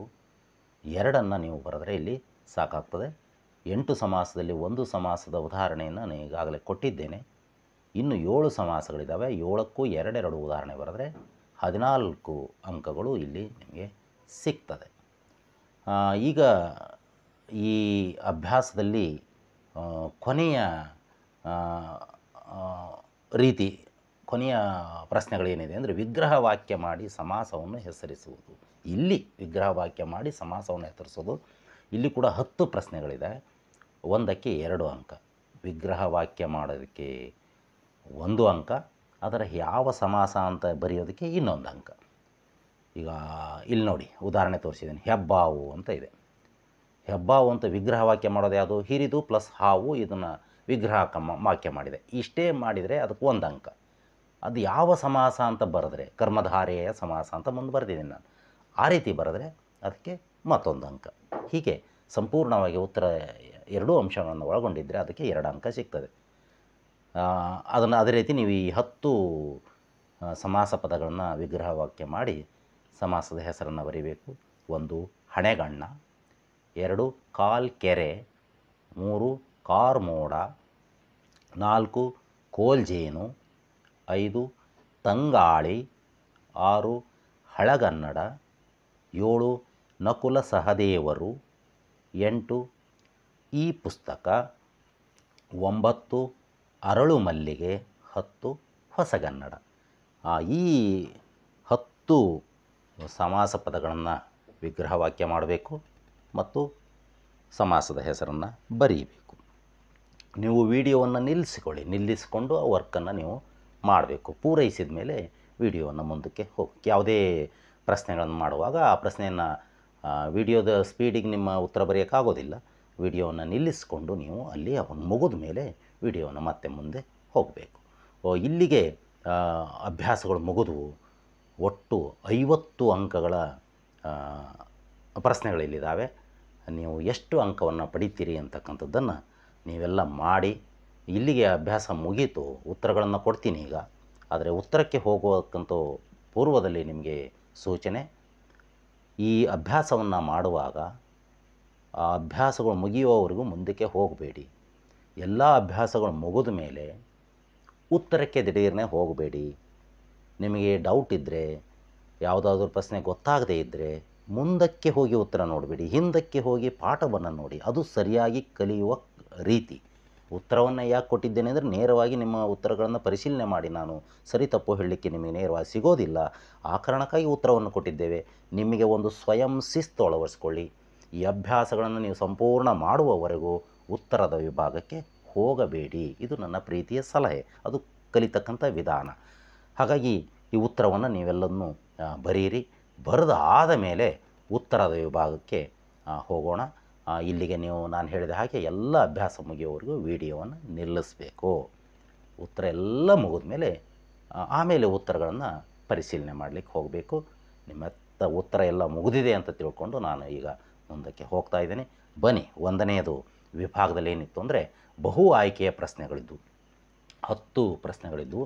ಅವಕ್ಕೆ ನಿಮ್ಮ ಉತ್ತರವನ್ನು ನೋಡ್ತಾ ಬನ್ನಿ. ಈಗ ಎಷ್ಟು ಸರಿ ಇದೆ ಅಂತ ನೋಡೋಣ. ಮೊದಲನೇದು, ಸಮಾಸ ಪ್ರಕ್ರಿಯೆಯಲ್ಲಿ ಸಾಮಾನ್ಯವಾಗಿ ಪದಗಳು ಒಂದಾಗುವಾಗ ತಮ್ಮ ನಡುವಿನ ಡ್ಯಾಶ್ ಕಳೆದುಕೊಳ್ಳುತ್ತವೆ ಅಂತ ಇತ್ತು. ಎರಡೂ ಹೌದು ಅನ್ನೋದು ಸರಿಯಾದ ಉತ್ತರ. ವಿಭಕ್ತಿ ಪ್ರತ್ಯಯ ವಿವರಣೆ ಎರಡನ್ನೂ ಅವು ಕಳ್ಕೊಳ್ತವೆ. ಅಂದರೆ ಒಂದರಲ್ಲಿ ಒಂದು ಇರ್ಬೋದು, ಇನ್ನೊಂದರಲ್ಲಿ ಇನ್ನೊಂದು ಇರ್ಬೋದು, ಒಟ್ಟು ಎರಡೂ ಹೋಗ್ತಕ್ಕಂಥವು. ಹಾಗಾಗಿ ಎರಡೂ ಹೌದು ಅನ್ನೋದು ಸರಿಯಾದ ಉತ್ತರ ಆಗಿತ್ತು. ಎರಡನೆಯದು, ಸಮಾಸ ಪದಗಳನ್ನು ಬಿಡಿಸಿ ಬರೆಯುವುದಕ್ಕೆ ಡ್ಯಾಶ್ ಎನ್ನುವರು. ಅದಕ್ಕೆ ವಿಗ್ರಹವಾಕ್ಯ ಮಾಡುವುದು. ವಿಗ್ರಹವಾಕ್ಯ ಮಾಡುವಂಥ ವಿಗ್ರಹವಾಕ್ಯ ಮಾಡೋದು ಆ ಆಯ್ಕೆ ಸರಿಯಾದ ಉತ್ತರ ಆಗಿತ್ತು. ಮೂರನೇದು, ಉತ್ತರ ಪದ ಎಂದರೆ ಡ್ಯಾಶ್. ನೋಡಿ, ಬಹಳ ಅಲ್ಲಿ ಉತ್ತರನೇ ಇರಲಿಲ್ಲ. ಆರಂಭದ ಪದ ಅಂತ ಇತ್ತು, ಕೂಡಿಸಿ ಬರದ ಪದ ಅಂತ ಇತ್ತು, ಉತ್ತರಕ್ಕೆ ಇರುವ ಪದ ಅಂತ ಇತ್ತು. ನಮಗೇನು ಬೇಕಾಯಿತು? ನಂತರದ ಪದ ಅಂತ ಬೇಕಾಯಿತು. ಅದು ಇರಲೇ ಇಲ್ಲ. ಹಾಗಾಗಿ ಮೇಲಿನ 3 ಅಲ್ಲ ಅಂತಕ್ಕಂಥದ್ದು ಅಲ್ಲಿ ಸರಿಯಾದ ಉತ್ತರ ಆಗಿತ್ತು. ನಾಲ್ಕನೆಯದು, ಪೂರ್ವ ಪದದಲ್ಲಿ ಸಂಖ್ಯಾವಾಚಕ ಇರುವ ಸಮಾಸ ಡ್ಯಾಶ್ ಅಂತ ಇತ್ತು. ಪೂರ್ವ ಪದದಲ್ಲಿ ಸಂಖ್ಯೆ ಇದ್ದರೆ, ಸಂಖ್ಯಾವಾಚಕ ಇದ್ದರೆ ಅದು ದ್ವಿಗು ಸಮಾಸ. 5, ಅನೇಕ ನಾಮಪದಗಳಿದ್ದು ಅವೆಲ್ಲವೂ ಸಮಾನವಾಗಿ ಪ್ರಧಾನವಾಗಿರುವ ಸಮಾಸ. ಅಂದರೆ ಸರ್ವಪದ ಪ್ರಧಾನವಾಗಿರ್ತಕ್ಕಂಥ ಸಮಾಸ ಅದು ದ್ವಂದ್ವ ಸಮಾಸ. ಕೆರೆಕಟ್ಟೆ ಬಾವಿಗಳು ಅದನ್ನ ಹೇಳಿದ್ವಿ ನಾವು. 6ನೇದು, ಕರ್ಮಧಾರೆಯ ಸಮಾಸದಲ್ಲಿ ಪೂರ್ವ ಪದವು ಸಾಮಾನ್ಯವಾಗಿ ಡ್ಯಾಶ್ ಆಗಿರುತ್ತದೆ. ಸಾಮಾನ್ಯವಾಗಿ ಕರ್ಮಧಾರೆಯ ಸಮಾಸದಲ್ಲಿ ಪೂರ್ವ ಪದ ಏನಾಗಿರ್ತದೆ? ಗುಣವಾಚಕ ಆಗಿರ್ತದೆ. ಗುಣವಾಚಕ ಅನ್ನೋದು ಸರಿಯಾದ ಉತ್ತರ ಆಗಿತ್ತು. ಏಳನೇದು ಹೊಟ್ಟೆ ಹಸಿವು. ಈ ಪದವು ಡ್ಯಾಶ್ ಸಮಾಸಕ್ಕೆ ಉದಾಹರಣೆಯಾಗಿದೆ. ಹೊಟ್ಟೆಯ ಹಸಿವು ಅಂತ ಬಿಡಿಸ್ತೀವಿ ಅದನ್ನ. ಎರಡು ಕೂಡ ನಾಮಪದಗಳು. ಹಸಿವಿನ ಬಗ್ಗೆ ಮಾತಾಡ್ತೀವಿ. ಉತ್ತರ ಪದದ ಮೇಲೆ ಅರ್ಥ ಪ್ರಧಾನವಾಗಿರ್ತದೆ, ಹಾಗಾಗಿ ಅದು ತತ್ಪುರುಷ ಸಮಾಸ. ಸೊ ಎಂಟನೆಯದು ಪೂರ್ವ ಪದದಲ್ಲಿ ಸರ್ವನಾಮ ಅಥವಾ ಕೃದಂತ ಇರುವ ಸಮಾಸ. ಪೂರ್ವ ಪದದಲ್ಲಿ ಸರ್ವನಾಮ ಅಥವಾ ಕೃದಂತ ಇದ್ದರೆ ಅದು ಗಮಕ ಸಮಾಸ ಅಂತಕ್ಕಂಥದ್ದನ್ನು ನಾವು ಸರಿಯಾದ ಉತ್ತರ ಆಗಿತ್ತು, ಅದನ್ನು ಹೇಳಿದ್ವಿ. ಒಂಬತ್ತನೇದು ಅಂಗಾಲು. ಈ ಪದವು ಡ್ಯಾಶ್ ಸಮಾಸಕ್ಕೆ ಉದಾಹರಣೆಯಾಗಿದೆ. ಒಂದು ವಸ್ತುವಿನ ಭಾಗ, ಒಂದು ದೇಹದ ಅಂಗದ ಭಾಗವನ್ನು ಹೇಳ್ತದೆ. ಅದು ಅಂಶಿ ಭಾವದಿಂದ ಇದೆ, ಹಾಗಾಗಿ ಅದು ಅಂಶಿ ಸಮಾಸ. ಹತ್ತನೇದು ದೇವನಾಂಪ್ರಿಯ, ಉಪಮಾಲೋಲ ಮುಂತಾದ ಬಿರುದುಗಳು ಡ್ಯಾಶ್ ಸಮಾಸಕ್ಕೆ ಉದಾಹರಣೆಯಾಗಿವೆ. ಬಿರುದುಗಳು ಸಾಮಾನ್ಯವಾಗಿ ಬಿರುದುಗಳು ಬಹುರ್ವಿ ಸಮಾಸವಾಗಿರ್ತವೆ. ದೇವರಿಗೆ ಪ್ರಿಯನಾದವನು ಯಾರೋ ಅವನು ದೇವನಾಂಪ್ರಿಯ. ಉಪಮೆಗೆ ಲೋಲನಾದವನು ಯಾರೋ ಅವನು ಉಪಮಾಲೋಲ. ಈ ರೀತಿ ಬಿರುದುಗಳು ಸಾಮಾನ್ಯವಾಗಿ ಬಹುರ್ವಿ ಸಮಾಸವಾಗಿರ್ತವೆ. ಇದು ಕೂಡ ಬಹುರ್ವಿ ಸಮಾಸ ಅಂತಕ್ಕಂಥ ಸರಿಯಾದ ಉತ್ತರ.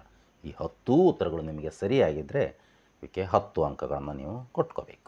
ಇನ್ನು ಎರಡನೆಯದು ಏನಿತ್ತಪ್ಪ ಪ್ರಶ್ನೆ ಅಂದರೆ ಹೊಂದಿಸಿ ಬರೆಯೋದಿತ್ತು. ಸಮಾಸಗಳಿಗೆ ಕೆಲವು ಉದಾಹರಣೆಗಳನ್ನು ಕೊಡಲಾಗಿತ್ತು.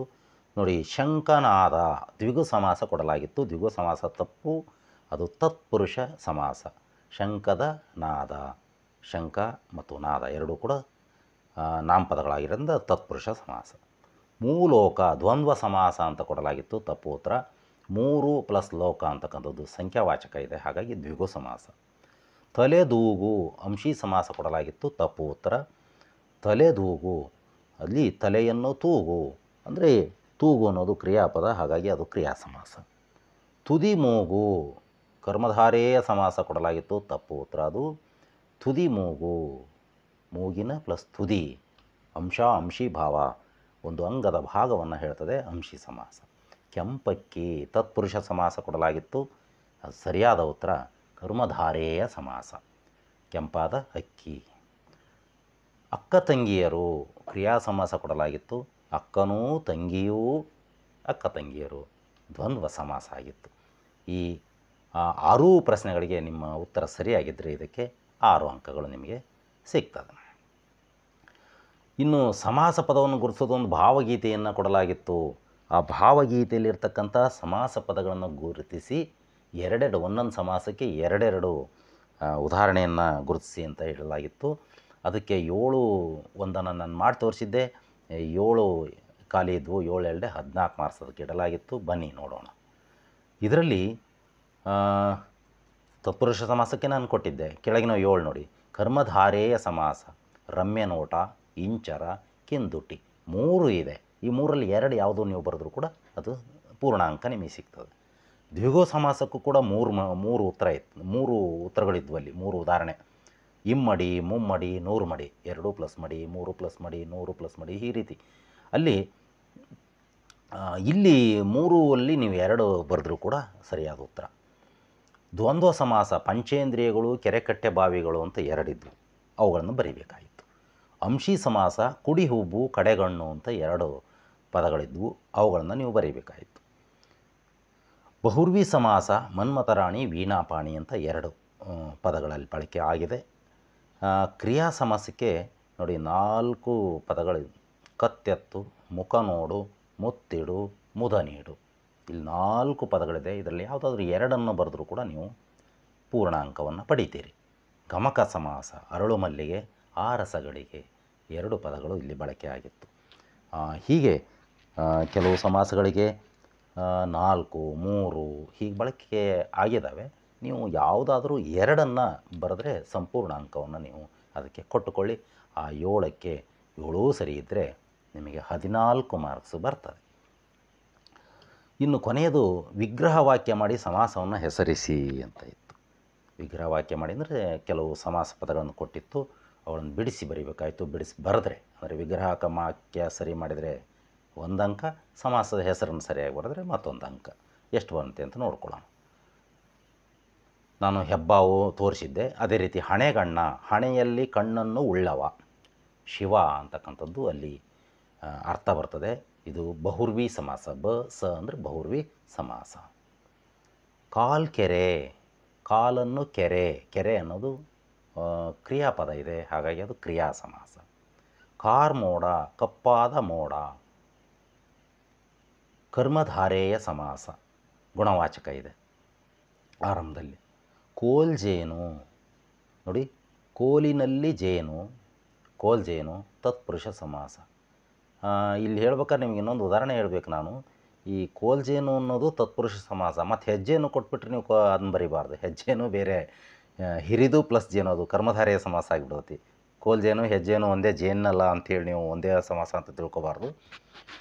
ಕೋಲ್ಜೇನು ತತ್ಪುರುಷ ಸಮಾಸ ಆಗುತ್ತೆ, ಹೆಜ್ಜೇನು ಕರ್ಮಧಾರೆಯ ಆಗಿಬಿಡ್ತದೆ. ಇಲ್ಲಿ ಕೋಲ್ಜೇನು ಕೊಟ್ಟಿದೆ, ಕೋಲಿನಲ್ಲಿ ಜೇನು ತತ್ಪುರುಷ ಸಮಾಸ. ತಂಗಾಳಿ ತಂಪಾದ ಪ್ಲಸ್ ಗಾಳಿ, ಕರ್ಮಧಾರೆಯ ಸಮಾಸ. ಹಳಗನ್ನಡ ಹಳೆಯದು ಪ್ಲಸ್ ಕನ್ನಡ, ಹಳದು ಪ್ಲಸ್ ಕನ್ನಡ, ಕರ್ಮಧಾರೆಯ ಸಮಾಸ. ನಕುಲ ಸಹದೇವರು, ನಕುಲನೂ ಸಹದೇವನೂ ಅಂತ ಬಿಡಿಸ್ಬೇಕು, ಅದು ದ್ವಂದ್ವ ಸಮಾಸ. ಈ ಪುಸ್ತಕ, ಇದು ಪ್ಲಸ್ ಪುಸ್ತಕ, ಈ ಪುಸ್ತಕ ಗಮಕ ಸಮಾಸ. ಇಲ್ಲಿ ಇನ್ನೂ ಎರಡಿದೆ. ಅರಳು ಮಲ್ಲಿಗೆ, ಅರಳುವುದು ಪ್ಲಸ್ ಮಲ್ಲಿಗೆ, ಅರಳು ಮಲ್ಲಿಗೆ, ಗಮಕ ಸಮಾಸ. ಹೊಸಗನ್ನಡ, ಹೊಸದು ಪ್ಲಸ್ ಕನ್ನಡ, ಹೊಸಗನ್ನಡ, ಕರ್ಮಧಾರೆಯ ಸಮಾಸ. ಈ 10 ಕೂಡ ಸರಿಯಾಗಿದ್ದರೆ ನಿಮಗೆ 20 ಅಂಕಗಳು. ಇಲ್ಲಿಗೆ ಎಲ್ಲ ಅಭ್ಯಾಸಗಳು ಮುಕ್ತಾಯವಾಗಿವೆ. ನಿಮಗೆ ಈ ವ್ಯಾಕರಣದ ಅತಿ ಮುಖ್ಯವಾಗಿರ್ತಕ್ಕಂಥ ಅಧ್ಯಾಯ ಆಗಿರ್ತಕ್ಕಂಥ ಈ ಸಮಾಸಗಳು, ನಿರೂಪಣೆ ಮತ್ತು ಆನಂತರದ ಅಭ್ಯಾಸಗಳು ಎಲ್ಲವೂ ಕೂಡ ಖುಷಿ ಕೊಟ್ಟಿರ್ಬೋದು ಅಂತ ನಾನು ಅಂದ್ಕೊಂಡಿದ್ದೇನೆ. ಬಹಳ ಮುಖ್ಯ, ವ್ಯಾಕರಣದಲ್ಲಿ ಬಹಳ ಮುಖ್ಯವಾದಂಥ ಅಧ್ಯಾಯ ಇದು.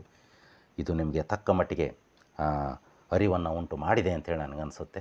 ಯಾರ್ಯಾರಿಗೆ ಮತ್ತೆ ಅವಶ್ಯಕತೆ ಇದೆ ಮತ್ತೆ ವಿಡಿಯೋವನ್ನು ನೋಡಿ.